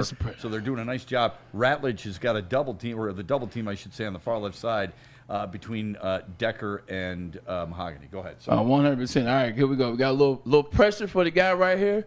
He's loading that little stream being arm up. And now give me the next slide, if you will. Appreciate you. Now the ball's gone. It's in the air, and you see what everything is. It's one-on-one. Right here, it's one-on-one everywhere. This was the decoy, and now he's just in la-la land. He's stuck. J-Mo running, getting his guy involved, taking him out the play so he can't help. And now it's one-on-one. It's right here. There's step for step, stride for stride. Another thing that Tesla does, you got to hold some sideline for the quarterback. You got to hold some sideline on the quarterback. A lot of times guys get excited. Oh, man, I'm about to get a fade route. Because fade routes usually end up in the where? In the end zone. This one was a yard short, but it usually end up in the end zone. So what happens is we get excited. So now, as opposed to widening and then getting back to lead that space, you just get so excited. You just keep widening, and then you run out of bounds, and you don't leave yourself real estate. This is a great veteran move by a young wide receiver, keeping some space so Jared Goff has a window to throw the ball. Next slide, if you will. He can get a little bit more, but see, he still has room. You want to be 4 yards from the sideline. So from sideline to him, you want about 4 yards. That's the space that quarterbacks like to work with when they throw the ball over your right shoulder. And here we go. This is good coverage. But when you're a big play guy, when you're a big physical wide receiver, you welcome this contact because it gets them too comfortable. It gets them to thinking, I'm engaged with him. He's not going to make this catch. Meanwhile, you're just trying to figure out how I'm going to catch this pass and what end zone celebration am I going to do if I get there. Next slide, if you will. Everybody's looking. J-Mo knows what time it is. The DBs for the Chicago Bears, they know what time it is. This is the only person that don't know what time it is. He is the only guy Let's try. What's gonna happen? Where's the ball? Am I gonna make a play? Why are they throwing it to this guy? Next slide. The reason why they're gonna throw it to this guy is because he doesn't need 2 hands to catch it, folks. All he needs is 1 and 4 yards. Here we go. Boom. Catch. Drag. He's got the knee. The knee counts as 2. You got it. And he came down with his elbow. This is a heck of a play. This is a heck of a throw. And this is a heck of a job by a wide receiver or a player that when his number was called, he came in the game to make a play. This is the idea of when you stay ready, you ain't got to get ready. And I use ain't for effect. The catch was made. I think this is the last clip. Yes. This is the last screenshot. You said 4 yards. Hell of a catch. You said 4 yards from the sideline, which is great. 4 yards, a great 100%. educational tool. That's not where the throw was thrown, though. No, throw was actually a dime. Like he threw because Tesla got a little excited. He was probably around 2 yards realistically. But Jared Goff knew where he was going from jump. Amon-Ra St. Brown did his job. Jameer Gibbs came out backfield, did his job. Sam Laporta held right here, did his job. And J-Mo took the top off on the post route. So now he allows it to be one-on-one. Jared knows where he's going with the ball. So this isn't be 4 yards and let me find 4 yards. This is, I'm throwing this ball here. You just better get it. Braylon, that's a pretty good route tree. Like, in other words, I like that concept. Yeah. You've got guys stretching it. I would guess Jared Goff, if he doesn't throw there, he still has options, right? 100%, because at the end of the day, if he stays up like he did, like he's looking for Amon-Ra St. Brown, J-Mo on the top. This is the actual same concept that they ran in the second half, where J-Mo catches the touchdown. On the backside, that's what the options were. So J-Mo could have caught this on the touch. Can you go back a couple slides? That's interesting, isn't it? Because if he throws it to Can you go back a J-Mo, couple slides? J-Mo would be in this end zone here. Yeah. Yeah. So, but yeah, this is well executed. And the thing they did best too, man. They saved the time. They saved the time. They got it to 16. They stopped it, clocked it at 6, and Amon-Ra St. Brown scores the final touchdown of the half. And actually, I think 1, 2, 3, 4. I had all 4 guys who scored in the first half. It's pretty good. Yeah, that's impressive. good. I love that explanation. But I love the thought process of a receiver, how far you're supposed to be, using one as a decoy. Yeah. And I think the route tree is really strong. I think that's a 100%. really nice play design on the part of the Lions. What could have changed it if you're the Bears defense? How do they manipulate that to make it a little bit more challenging? If they would have just went zone, if they go zone. What kind of zone, though? If they go 2 zone on that one, that'll force you to throw a player here and you kick a field. I mean, where they were, they still would have got a field goal out the deal. Jake Bates, big leg. But in terms of this play, this is the Bears, I think, being strapped for men in terms of like the talent, in terms of health, injuries concerned. And ain't necessarily had guys fill the shoes, but this is what you want to see, man. And it's just the more you get to plays like this, the more you see Tesla do things like this, where you bring him in the game. He burst release. He keeps enough yardage on the sideline. He makes the catch in a big moment. Like, this is how you start to get him implemented the game. Remember when J-Mo was drafted first round and then finally was healthy? It took them a second to break him into the offense, and he's a guy that was 12th overall. Yeah. So it takes a second for, I think, Jared Goff's offense, and more so for Dan Campbell to feel confident in the guy. But this is how you get on the field. This is how you stay on the field. When you are making catches like that, what does that do to the camaraderie you are trying to establish with a quarterback and the confidence you're trying to gain from him? Not only is he trustworthy, but like he makes plays. Like, this is a play. This isn't like you went out there, you ran a good route, you caught a pass, and you stepped out of bounds. This is, look, we took a shot. Yeah. We took a shot to see if we can get close to possibly score a touchdown. Not only did you catch it, guess what? We also scored that touchdown. And then a week ago when it was garbage time, we put you in the game. You didn't act like it was garbage time. You act like, shoot, debut. Yeah. So 100%. This is how you stay on the field, though. This is how you get consistent reps, and this is how you build that trust. Because right now, if I'm Jared Goff and I know 18's in the game, and I know whatever J-Mo's wearing 1 and 14's in the game, depends on what the coverage looks like. It depends on what the coverage looks like, is who's going to get the ball. Versus, this guy I don't really trust. I'm going to 14 or 1 unless he's wide open. Like, now it's like, if I got a matchup, I'll take 18 at the line of scrimmage. Yeah, you can understand it. I'm glad, because I'm with a lot of the folks in the chat who are saying Tesla will be eased in slower than we want. I concur with the people in the chat. That's the generic overall thought. Can you give me the benefit of why moving him in a little bit slower might be best for this team's offense rather than what you just pointed out? Here's a playmaker. I mean, I know it's only 2 catches, but it's only 2 throws toward him, too. It's a playmaker and a guy who's instilling confidence in others and creates, from what you've told us, a little bit of a matchup issue when you're 6'4", 220. Yeah, no, he definitely creates a little bit of matchup, but you got guys in this team that can rock and roll. Like, you're not trying to implement him into an offense that's just okay. You're not implementing him to an offense where last year your offense was 20th, and now you're trying to add him as a big play guy. Your offense was number 2 in the league last year, number 1 in the league, and you still have those guys, and you have a lot of guys to feature. 5 of those guys are on the field right now. Yeah. So it takes a second, but slowly but surely it'll just be those 3. You implement them in. This week they got the Baltimore Ravens. This is another game. Maybe you give him some more plays, see how he does on the road, see how he does after a big play or a big game at home, and then you come back, Cleveland, Cincinnati. It's still early in the season. Like, all you guys out there, just relax. It's going to be cool. They scored 52, only throwing him the ball once. So I think they'll slowly stroll into it. But once it starts rocking and rolling, man, all bets are off. You won't have to ask that question. Love what Joe put in the chat. Braylon's breakdown, fire, because it is fire. There's no question. When we come back, I do want to get into the player that has, well, I don't know if it's changed your opinion as much as it is you've just become a little bit more appreciative of what they've been able to do. It's probably not a rookie because you've only seen Tate Ratledge and Tyleek Williams only 2 games, but it's probably somebody established. I'll give you mine. We'll look for yours as well. Got plenty of information in the chat after we come back on the Braylon Edwards Show on Woodward Sports. And we got to talk to people about BlackRock and Lady James. Oh, good. Hold on. Did you get the video?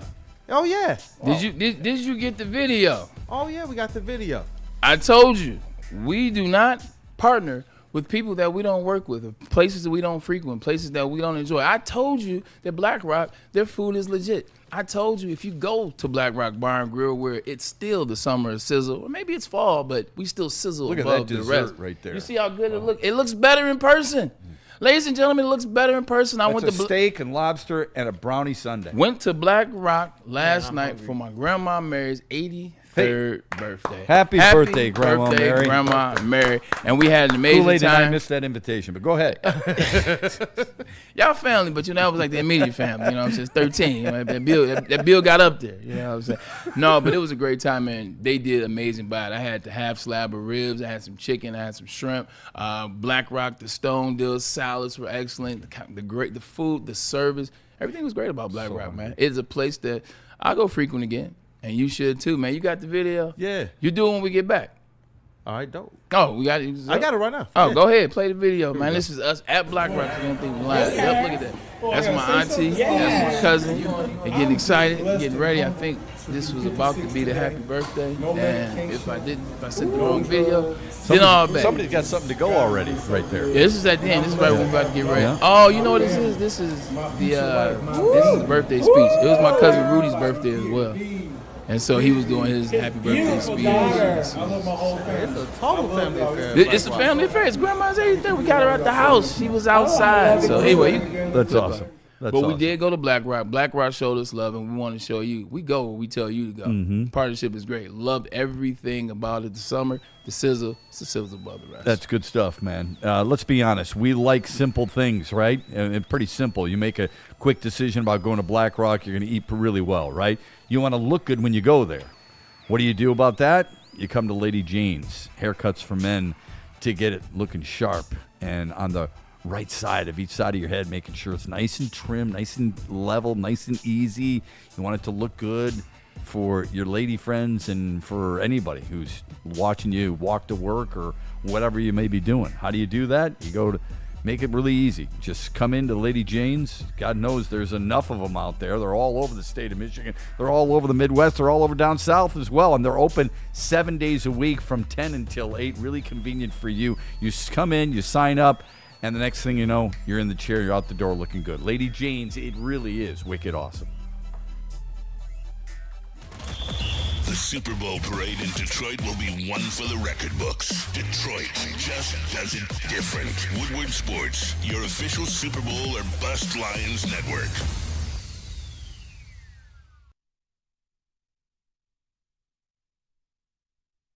Planet Fitness now has even more best-in-class strength equipment. Join today for $1 down and save. We're stepping it up. We're not slowing down. Finding new faith, new focus. Love that new equipment smell. So, you in? Join the club today. Save when you join for just $1 down, $15 a month. Planet Fitness. We're all strong on this planet.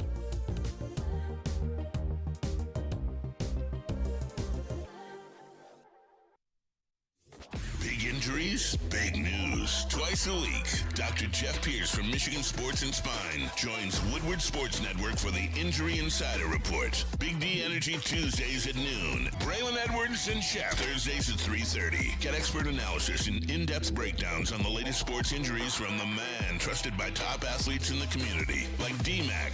Whether it's the Lions, Pistons, Tigers, or Red Wings, Dr. Pierce talks us through it all. Don't miss the Injury Insider Report with Dr. Jeff Pierce, your go-to source for understanding the impact of injuries on the games and players we love. Only on Woodward Sports Network. Scan the QR code on the screen or go to MichiganSportsandSpine.com to see if Dr. Jeff Pierce can help you.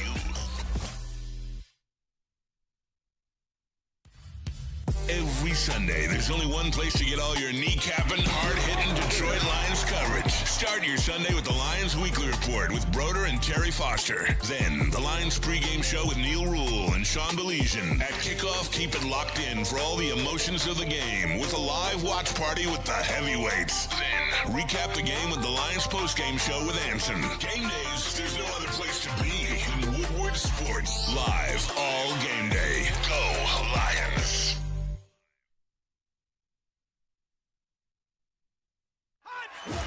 Ever wonder what goes on inside the game? Deep ball's got a man and got him. Touchdown, Braylon Edwards. Join Braylon Edwards and Shep. Edwards has it. 10-5, touchdown. On the Braylon Edwards Show with Shep. Ball looks in zone. Got Edwards for the touchdown. Where they dive deep into the heart of sports. Weekdays from 2 to 4 p.m., they're bringing you expert analysis, exclusive interviews, and a fresh perspective on the sports you love. Don't miss it, only on the Woodward Sports Network. Buddy's Pizza. You know, we just got done talking about food, you know. Braylon teases us going to Black Rock with the food. Man, it's fire. It looks so good. It is fire. I'm going to tease you a little bit too, and I'm really kind of calling myself out here because I could probably eat Buddy's Pizza every other day. I mean, it's that good. I just absolutely love it, and it really is the Detroit style pizza. It is the king of Detroit style pizza, and it's been serving people since mid-1940s, 1946. They got 22 locations throughout the state of Michigan. Okay, this is not something that just comes up and surprises you. All right, this is not a, oh my gosh, it's an Isaac Tesla moment. No, this is the established king of Detroit style pizza for 79 years. Right now, you can save 10% off your entire order by using the promo 10MEAL. That's the number 10, MEAL. Go find the location nearest you. Go to buddyspizza.com. It's that good. That looks good. If you're looking to upgrade your relaxation game, check out Massage Chair House in Bloomfield Hills, Michigan. I use this massage chair damn near every day. It's totally worth it. Amazing. Especially after a workout from the day before. But Did you work out yesterday and then jump in the chair? Not yesterday, no. Not yesterday. It was Sunday. It was off day. Gotta give the muscles a chance to relax. But this is the largest massage chair showroom in the Midwest, located near the corner of Woodward and Long Lake Road. Experience luxury comfort with Dr. Eric Duncan, the Wellness Doc, creator of the top YouTube massage chair review channel. Book a visit at www.massagechairhouse.com or just scan that QR code above my head. Massage Chair House, your ticket to ultimate recovery and relaxation. We back. Okay, really impressive win. 52 points for the Lions. I thought you were talking about Michigan, my bad. Sorry. It's come on now. I'm just messing with you. You know, actually, that was an impressive win. I give him credit. I do. You beat. Look, everybody expected him to win, right? Yeah. Probably expected him outside of Ryan. Expected them to beat the spread, but almost doubling the spread was really impressive. Okay, so I don't disagree with that. I think there are certain parts of any game that can impress you in wins. really hard in losses, but, I mean, you can find it. You've got to filter through it a little bit. There are certain players, I think, we have a certain belief about their ability and who they are. Yeah. And I think we identify that pretty quickly in their careers. I'm sure people in Minnesota are doing that with J.J. McCarthy. I'm sure there are people in Carolina who've done that with Bryce Young since he's been part of it. Okay, but my hope is that we have enough leniency in our world and our mind that says this guy's been better than I ever thought he was. All right, or you grow to appreciate them. Who's the Lions player who you've grown to appreciate a little bit more the more you watch them? And it's not like I'm late to this party because I've liked this guy. I've respected this guy, but he is so much better at the finer tunes in football than I ever thought he was. And it's Amon-Ra St. Brown. And I know, look, he's an all-pro, first-team all-pro 2 years in a row. He's over 1,500 yards. He's double-digit touchdowns. I don't – the fourth-round pick eventually, can we get past it, all right? He's an outstanding player, period. You know, at some point you let it go with Tom Brady. ESPN wouldn't let it go. But at some point you let it go. It's a sixth-round choice. Amon-Ra St. Brown was a fourth-round pick. That's fine. He's turned into one of the better receivers in Lions history. He's not better than Calvin Johnson. He's not better than Herman Moore. He's one of the better Lions receivers in history. He's one of the better receivers of his era because of the things that I don't know if I've ever seen him drop a pass. And I learned this from the man whose name is on this show, Braylon Edwards. His precise route running is something that really, I think, is underrated. Like, we always talk about him and the touchdowns, and then we associate the numbers like we always do in sports. Anytime somebody does something. Cal Raleigh's got 54 homers. That's tied with Mickey Mantle for most by a switch hitter. Absolutely. Remember, he also catches. So that's pretty impressive. What Amon-Ra St. Brown does is his route running is so precise, and I'm not sure we would all recognize this if coaches didn't tell us or if we didn't have an NFL analyst and a guy who played for a long time in the NFL as a one receiver next to us telling us about it. And then, you know, the catching, and after the catch, how his ability to turn his shoulders and get upfield as quickly as possible just makes me, the more I watch him, the more I'm like, damn, I love watching that guy play the game of football. And I don't know him. I'm just saying, I love the way he plays the game itself. Yeah, it's funny you said that. I actually was going to choose Amon-Ra St. Brown for a lot of the same reasons you did, but I said, all right, here we go. Braylon choose another wide receiver, so I stayed away. I agree with you. You know, you have to add the fourth-round pick in there because if Brad Holmes doesn't draft in the fourth round, then where does he get drafted? This is Brad Holmes that chose to draft him in the fourth round. Where does he go up not? You know, he comes to a team and, you know, sparring and all that. He's always open. It seems like he's always open. Even when we watch the film, like, he's open. He finds the ways. He finds his zones. He is his hands catcher, and he can use his body when he needs to, and he makes the big play. Like, there isn't a stature situation with Amon-Ra St. Brown. His stature is I make plays. Like, I make plays. He'll block. He'll do the little things. He'll lead the huddle if he needs to. So, yeah, that's fair because I definitely wasn't that high on him when he got drafted. I wasn't that high on him when they chose to start him. I was like, it's a zone thing. It's a scheme thing. It's a coordinator thing. No, he's just that nice. Man, he's just a really good wide receiver. I'll stay on that side of the ball because I never all you guys thought I was going to say Jack Campbell because that was my infamous viral moment. I'm like, I can't believe they drafted this tall linebacker out of Iowa. You got me. It's Penei Sewell. It's Penei Sewell. You draft a guy in which I thought you should have drafted another guy. Penei, you know who that is. But you draft him. That wouldn't have been bad either. But go ahead. It would not have been if you would have got him who went 11 to the Dallas Cowboys, hence why they were 11. But then you're moving from left tackle to right tackle and tell us that he'll eventually be left tackle. He's 20 years old. Turned 20. In that process, he also set out a year during COVID. So now you're telling me you got this 19-year-old kid playing right tackle who's not even playing the position he wants to, set out the whole season in Oregon. So he doesn't even have a sense of, you know, what this next level is going to be. He doesn't even have reps under his belt. And to go from that and the uncertainty to the best right tackle into the NFL and putting himself in a position to be best lineman maybe in the NFL and be a consummate leader, a consummate pro, he continues to impress at every turn. Yeah, I think for me it's him. Because going into that situation, I'm like, so you got a lineman, to your point, like former players, like drafting linemen. You draft a lineman, then you play him outside his position, and then he's a kid essentially. Not a kid because I'm 42. He's a kid because he was a kid at that time. But he even started then, and then week 7, week 8, you go out to L.A. and Penei Sewell was essentially born in 2021. That was the Aaron Donald game, if you don't remember. So I think for him, I mean for me, it's him. It's Penei Sewell. I did not expect him to be this good consistently, and then the sky is the limit for him. So Penei Sewell for me. The best part of both those answers so far is that they're 25 years old and they're locked up for a long time. Locked and loaded. When you talk about faces of franchises, and I know it's not a glamorous thing to use offensive linemen, but he really is. If you think about it, he might be.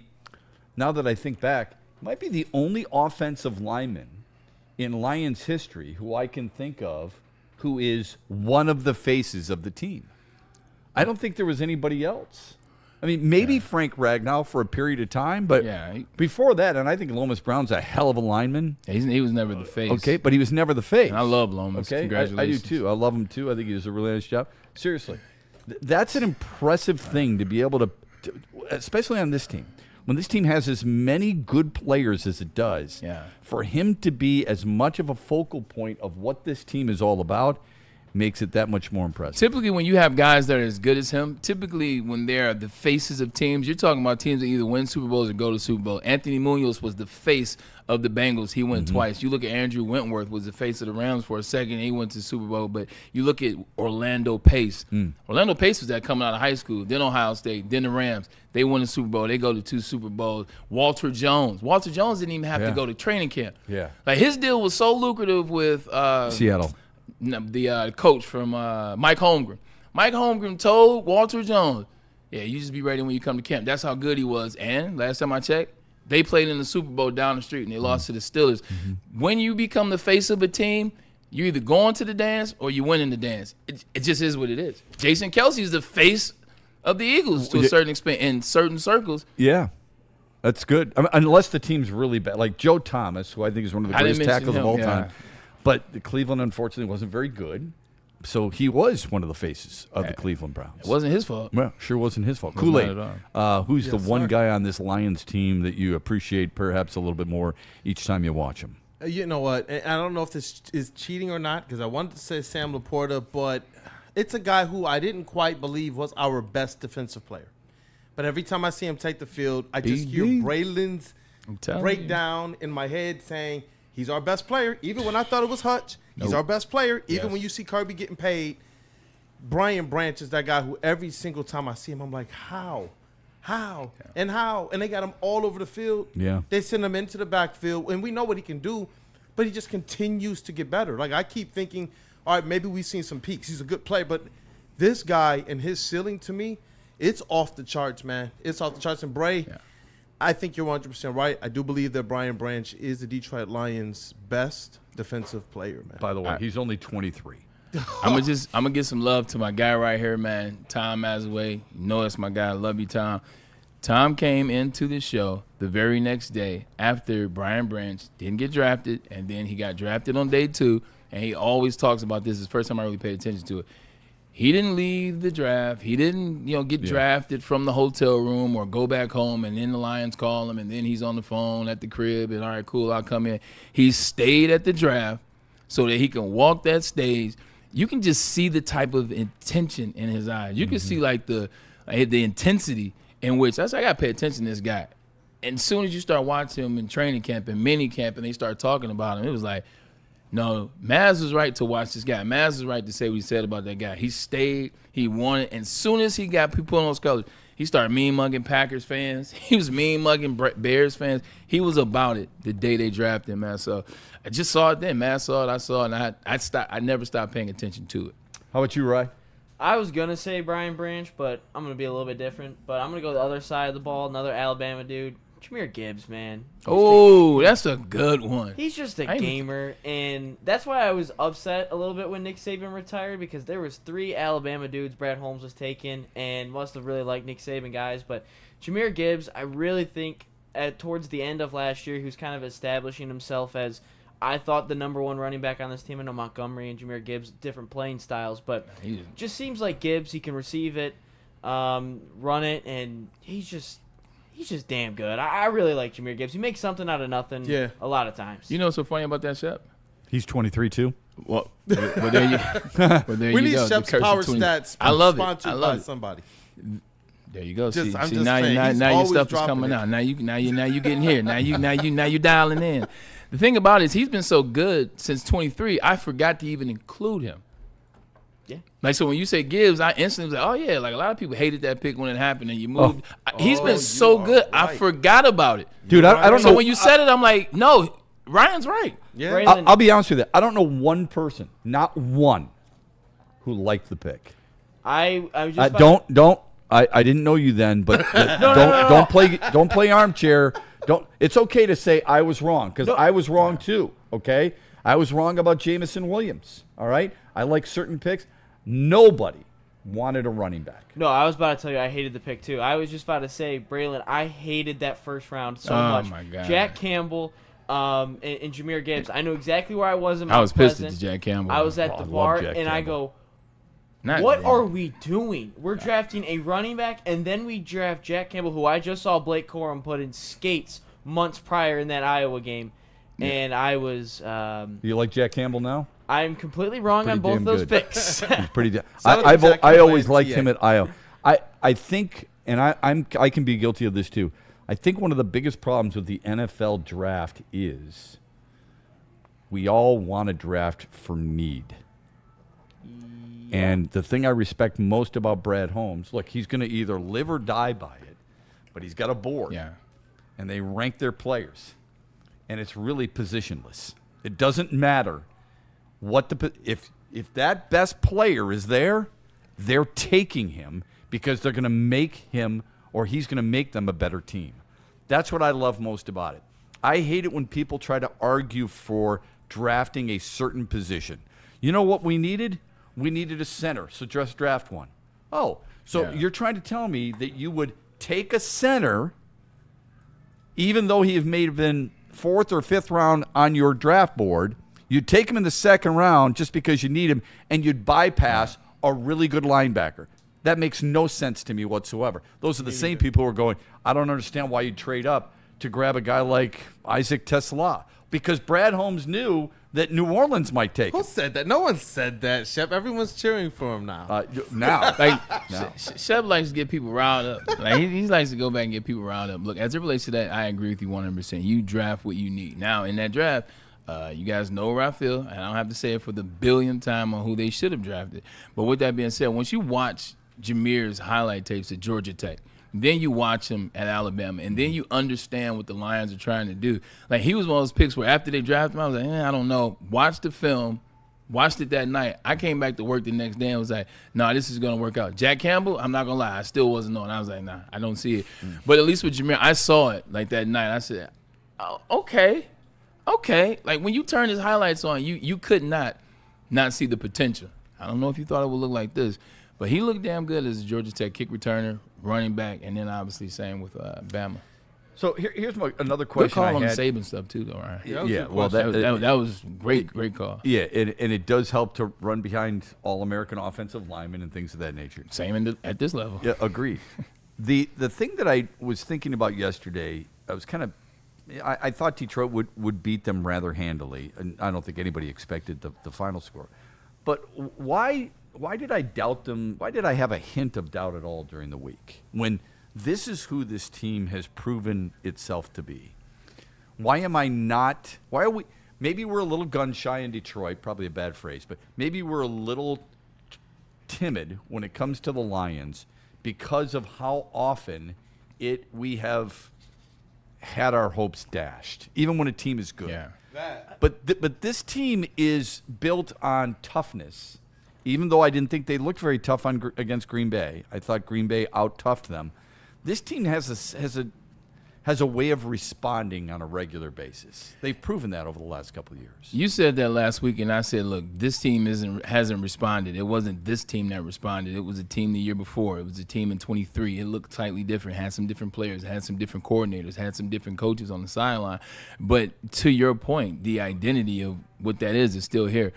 We feel that way because it was bad. Yeah. Wait, we felt that way because as good as the players are that we have here, as good as the roster is and all that, and Dan Campbell is still the guy. They looked bad against the Green Bay Packers. They looked horrible against the Green Bay Packers. I think, like you said, you got nervous. It's like, uh-oh, is this team resorting back? Is this team, is it that? Dare I even say that acronym out loud? Is this team that? Don't say those three And letters. you don't know because it was a different situation. It's a different squad. This guy's not here anymore. That guy's not here anymore. It looks like this. All the questions we had, they all came to a halt in that game. It all looked like that. So I think going into the week, it's a little bit of nervousness. Is there some reversion? Will we get out of this hole? And, when you have that game, you see it's exactly what you said. That talent is still here. That identity is still here. Sometimes you just need somebody to turn that Bunsen burner up a little bit.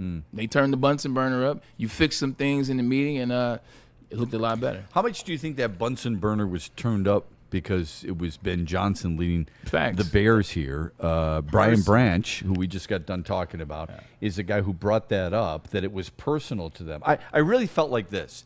Detroit, maybe I'm overblowing this. Detroit had their coaches back. You said this last week.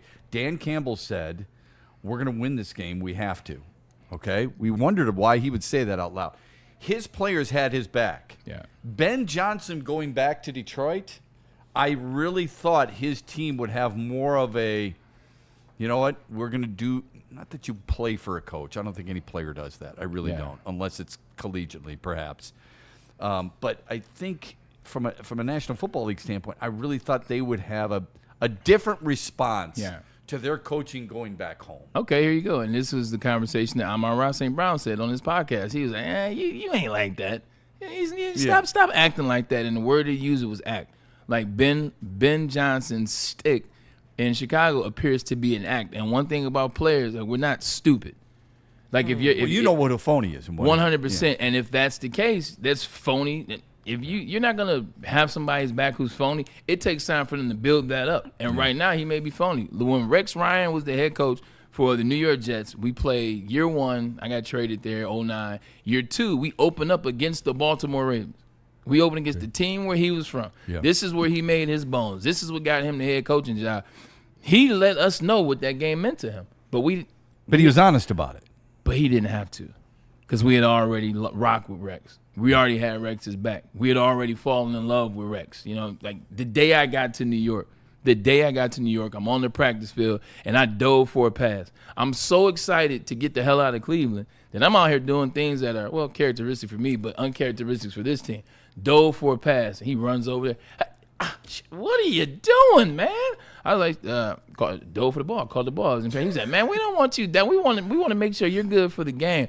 I said, Coach, look, I'm just out here trying to practice the best I can. He was like, well, then keep diving. I love it. And then he was like that with me every day. I was like, oh, yeah, it's run through a brick wall time. Yeah. But he didn't. It's real. You can tell what's real. It was authentic from day one. Yeah. So he wouldn't have had to tell us, hey, if you didn't know my track record, I coached. He had to do that. We know what time it is. It's Baltimore. We got to beat them. We lost. Mm-hmm. But we knew what that intensity was. I think the defense only gave up 10 points. Chicago didn't look like that. Yeah. They didn't look like, oh, man, it's Ben Johnson. This is where he's from. Am I reading too much into it, do you think? No. I know, and being around as athletes as long as I know one thing. Yeah. You know what BS is. Yeah. You know who's somebody who's just trying to stroke you and wants something out of you. I understand it. Yeah. Do you think the players have already recognized that with Ben Johnson, or do you think it's just something where they just don't have the talent? I don't think it's that yet. I think yes, I think they perceive him as that, but you can grow out of that. Nick Sirianni didn't start off as everybody's favorite in Philly. Yeah. Like, players over time, they grew to be like, all right, he's a little bit different, but he's cool. We can rock with him. This is what it is. They make it to a Super Bowl, and then they end up winning one. So you can grow into that. Mm-hmm. But I think right now it's a bit of he's a little bit fake, and we got to figure it out. Jim Harbaugh was like that in terms of the players in the 49ers not necessarily understanding what he was. He's a little quirky. He's a little too much. I don't know if I can trust him. And then eventually as you win, eventually as you build, eventually as you see someone's vision come to life before your eyes, it's easier to buy in.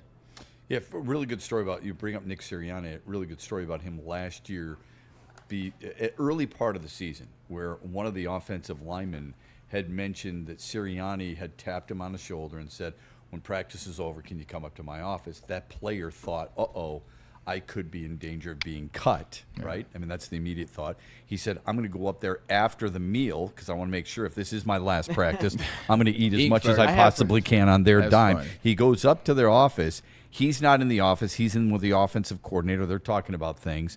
And he says, oh, Coach, I thought you wanted to see me, but I can come back later. It's like, no. Come on in. Shuts the door. Player gets a pit in his stomach. And all Sirianni says is, how's your father? Because he knew his father was not doing well. And that right there, that eventually, as you know, spreads throughout a team. Heck yeah. About this guy cares about us. Great story about Tom Landry back in the day when he first took over the Cowboys and they were losing constantly. And players never thought he cared about them until after one of the losses, he was basically in tears feeling like he had failed them. And they all looked around and recognized, my God, man, this guy actually likes us. I don't know if that works today at the NFL level, but I do know the players on the Lions know that dude cares. The Bears will soon find out that about Ben Johnson, but it sure doesn't look like he has a great relationship with them early on anyway. Yeah, it works if you're serious. It works if you're sincere. Because I guarantee you, Matt LaFleur is an easy win for him. You get Micah Parsons. He come to your squad. He's a disgruntled employee from Dallas. They lied to him. They told him all types of things. The easiest thing for Mike LaFleur is to come to, hey, look, man, we got you over here. Man, come in here and have fun. You won't have to deal with the same BS you dealt with over here. We got you. You know, we don't want to be against you. We don't want it to be Green Bay versus you or the locker room versus you. Just come in and have, like, he looks invigorated. He looks fun. He likes you having fun. That's an easy win. Like, sometimes players just want to be told, look, I got you. Like, as simple as that. Yeah. Hey, we got you. Yeah. All right, cool. I believe in you. Yeah. Same thing happened. You mentioned coaches, Barry Switzer, Charles Haley. Everybody knows Charles Haley is notoriously bipolar. They know he will say and do whatever. Barry Switzer took that time, you know what I'm talking about, went over to his house after he had did something crazy in the training room, went over there, told Charles Haley, sit down. Charles Haley's bipolar and is a mutant of a man. He told you, sit on the couch. Yeah. And they just sat down and they rocked it. First coach to ever go into his house. Being 100%. Right. And now to this day, with Charles Haley, who will not use the word love, he said, man, I love Barry Switzer. Like, that a good coach can get that out of you no matter what type of person you are. Yeah, they don't need always the rah-rah guy. That's okay if that's your personality. But they also understand that there are certain people who can touch them and make a difference in their life. And some of these guys, they want to know you want to win as much as they do, right? And that you want to succeed, and they're going to put you in a position to succeed. If you're willing to do what it takes to win, we can figure out the other stuff. Like, if you're willing to put on the line, if you're willing to do what we ask and more, you know what? We can figure out crazy. We can figure out this, that, and the third. As long as you don't shoot us in the foot, we'll figure that out. And as long as you communicate to us. Yeah. Okay? Just make sure you're telling us so we know what is expected of us. That's what a lot of players have told me. Kool-Aid, let's get to the mailbag, shall we? Yeah. A couple quick reads real quick. We won't even take a break, so everybody just get those mailbag questions in. I've seen a couple, and I need Braylon's just quick comments on Michigan after this. But first to the whistle. Every Sunday, 8 a.m. to 9:30, with T. Foss, with Matthew Broder, with Willie B, and yours truly, Kool-Aid, in the TD booth. You guys got to be there. Every Lions game, every single Sunday, first show on the network is this one. All right, we got you covered with breaking news, trending news, latest news, and everything you need to get through your game day experience for the Detroit Lions. So make sure you guys set this in your calendars, set this in your alarm clock. Make sure you're up bright and early every single Sunday at 8 a.m. And then once you get a feel for that, make sure you guys get over to Caesar Sportsbook. Yeah, and if you were betting for the first time this weekend, and if you happen to bet CMU to cover the spread, make sure you use code Woodward1000 and get that bet right back, and get your money right back, because the minimum bet is just $20. You get up to $1,000 back. But make sure you scan that QR code above my head or use code Woodward1000. Download the Caesar Sportsbook app today, the official sportsbook of Woodward Sports. All right. By the way, real quick, because Braylon had mentioned Matt LaFleur with Green Bay, I guess Micah Parsons has basically told people there that this is really foreign to him. The amount of care and the amount of study and the amount of commitment that Green Bay has shown him in his short period of time there compared to what he was experiencing with the Cowboys is night and day. Now, he'll be the first to admit, too, that there's not much to do in Green Bay. It's a great football town on Sunday. How is it Monday through Saturday? If you're a young person, it's probably not ideal, all right? You stay out of some trouble, your nose is in the books, but he has recognized that, whereas in Dallas, it was about me. It was, as Braylon has said, it's been about my podcast. It's about all the other things outside of football as well as football. And in Green Bay, it's football first and everything else later. Also, too, like in Dallas, but see, Jerry welcomes that. Jerry keeps that going. Yeah. Like that city keeps it going. ESPN keeps it going. The nation keeps it going. The internet, social, everything keeps Dallas Cowboys going. So even if you're not doing anything, good point. They can cycle back up some stuff, or they can put you in a situation because it doesn't take much to light a little bit of match, and now everybody's talking about everything. That's not in Green Bay. Yeah. Like, I don't know if Green Bay's changed since last time I was playing against the Green Bay Packers. There's nothing to do there. They got one casino. They got a small town with a hotel and a steakhouse. There's not a ton to do there. All you do there is focus on ball, and when basketball starts, you can drive to Chicago and go watch the Bulls play, who aren't that good. Like, that's Green Bay in a nutshell. That's what Charles Woodson told me. So the dumb Dada said, remember, everyone, according to Bray and Shep, you were scared of losing Ben Johnson. What an embarrassing take that was. Well, I think a lot of people, I don't know if we use the word scared, but I think a lot of people were concerned. And but it wasn't just people. It was national analysts who, every article we read, we brought it up before the season began. Everything was a reference point to losing their coordinators, and a big reason why Detroit may take a step back is because of that. That's what we said. First of all, I'm going to have to jump on this take right here because that's not exactly even the context of what was used. And I'm glad your name is Dumb Dada because that was a dumbass comment. What we said was, why don't people like Ben Johnson? What's all the angst to Ben Johnson? Why are people going to say F Ben Johnson? Why are people saying that? And because I'll take this was my comment. I said I believe because they're a little bit scared of what they are without Ben Johnson. I believe they are. And after week 1, because I didn't hear you make this comment last week. I didn't hear you say, because you were right there. You were scared too. But because you are an at-home hero, and here we come, now they score 52 points, and now you can type that in the comments. And what did I say? Man, don't do that. What I said was, that. I said I don't think they like him because he's snarky. Exactly. Okay. I didn't mention the word fear at all. So please, I mean, it's a typical. You know what? I'm only gonna hear you. I'm not going to listen to you. All right. I appreciate the comment though. Yeah. Keep the dumb comments coming. Yeah. What's up, Kool-Aid, with the mailbag, my friend? Hey, look, we got to get through some super chats, and then there are a couple mailbag questions that have already hit already. Michael Wary with the $5 super chat. And he's moved into number 2 spot in the chat family. He says Commanders Jaden Daniels has a knee injury. His status is iffy. I know Ryan, I think you said he might miss next week as well. Yeah, he might miss against the Raiders this week. Yep. And then Dante151 came back with another $5 super chat. So he's leading the way today in terms of super chat totals. He says Cowboys center Cooper Beebe is also expected to miss 6 to 8 weeks with a high ankle sprain via a rap sheet. And then Byrne with the $5 super chat says, I've got this weird appreciation for Brock Wright. He just always seems to be there when we need a big play. He has been on the team this entire run.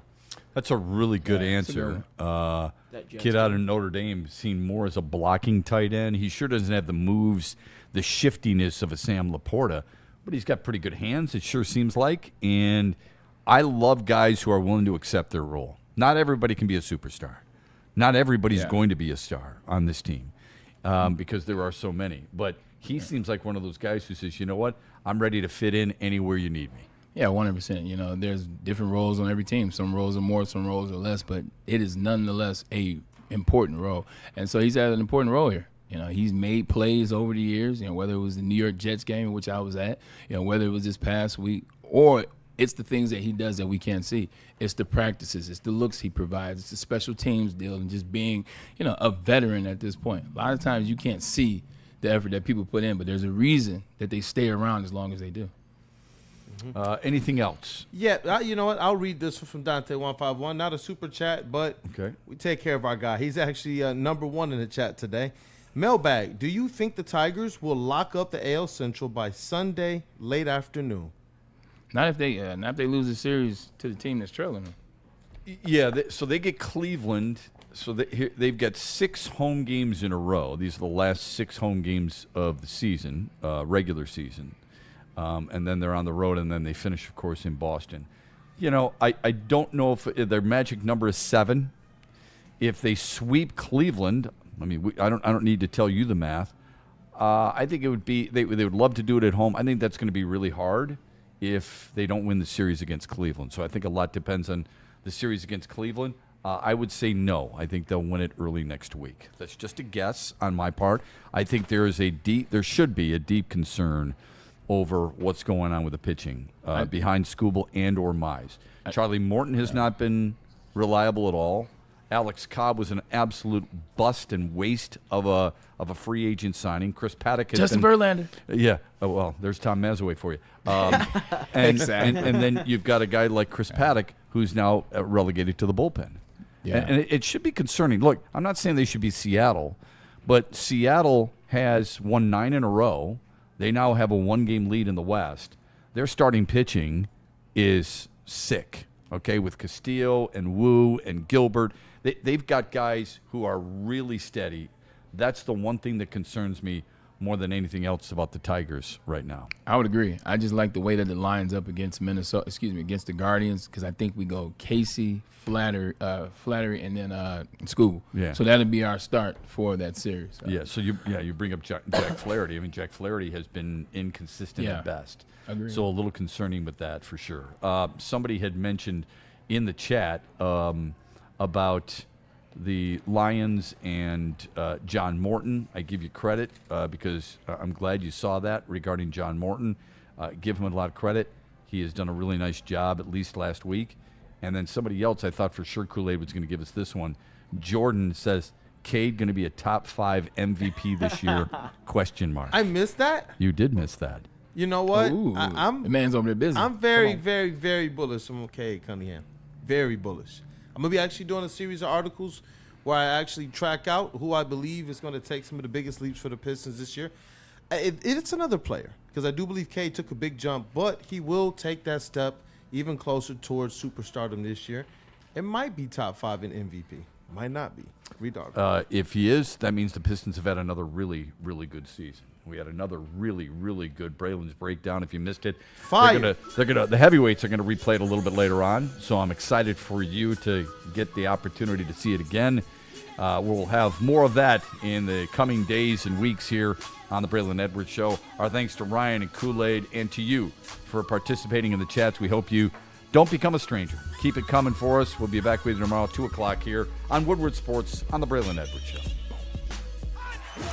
Ever wonder what goes on inside the game? Deep ball's got a man and got him.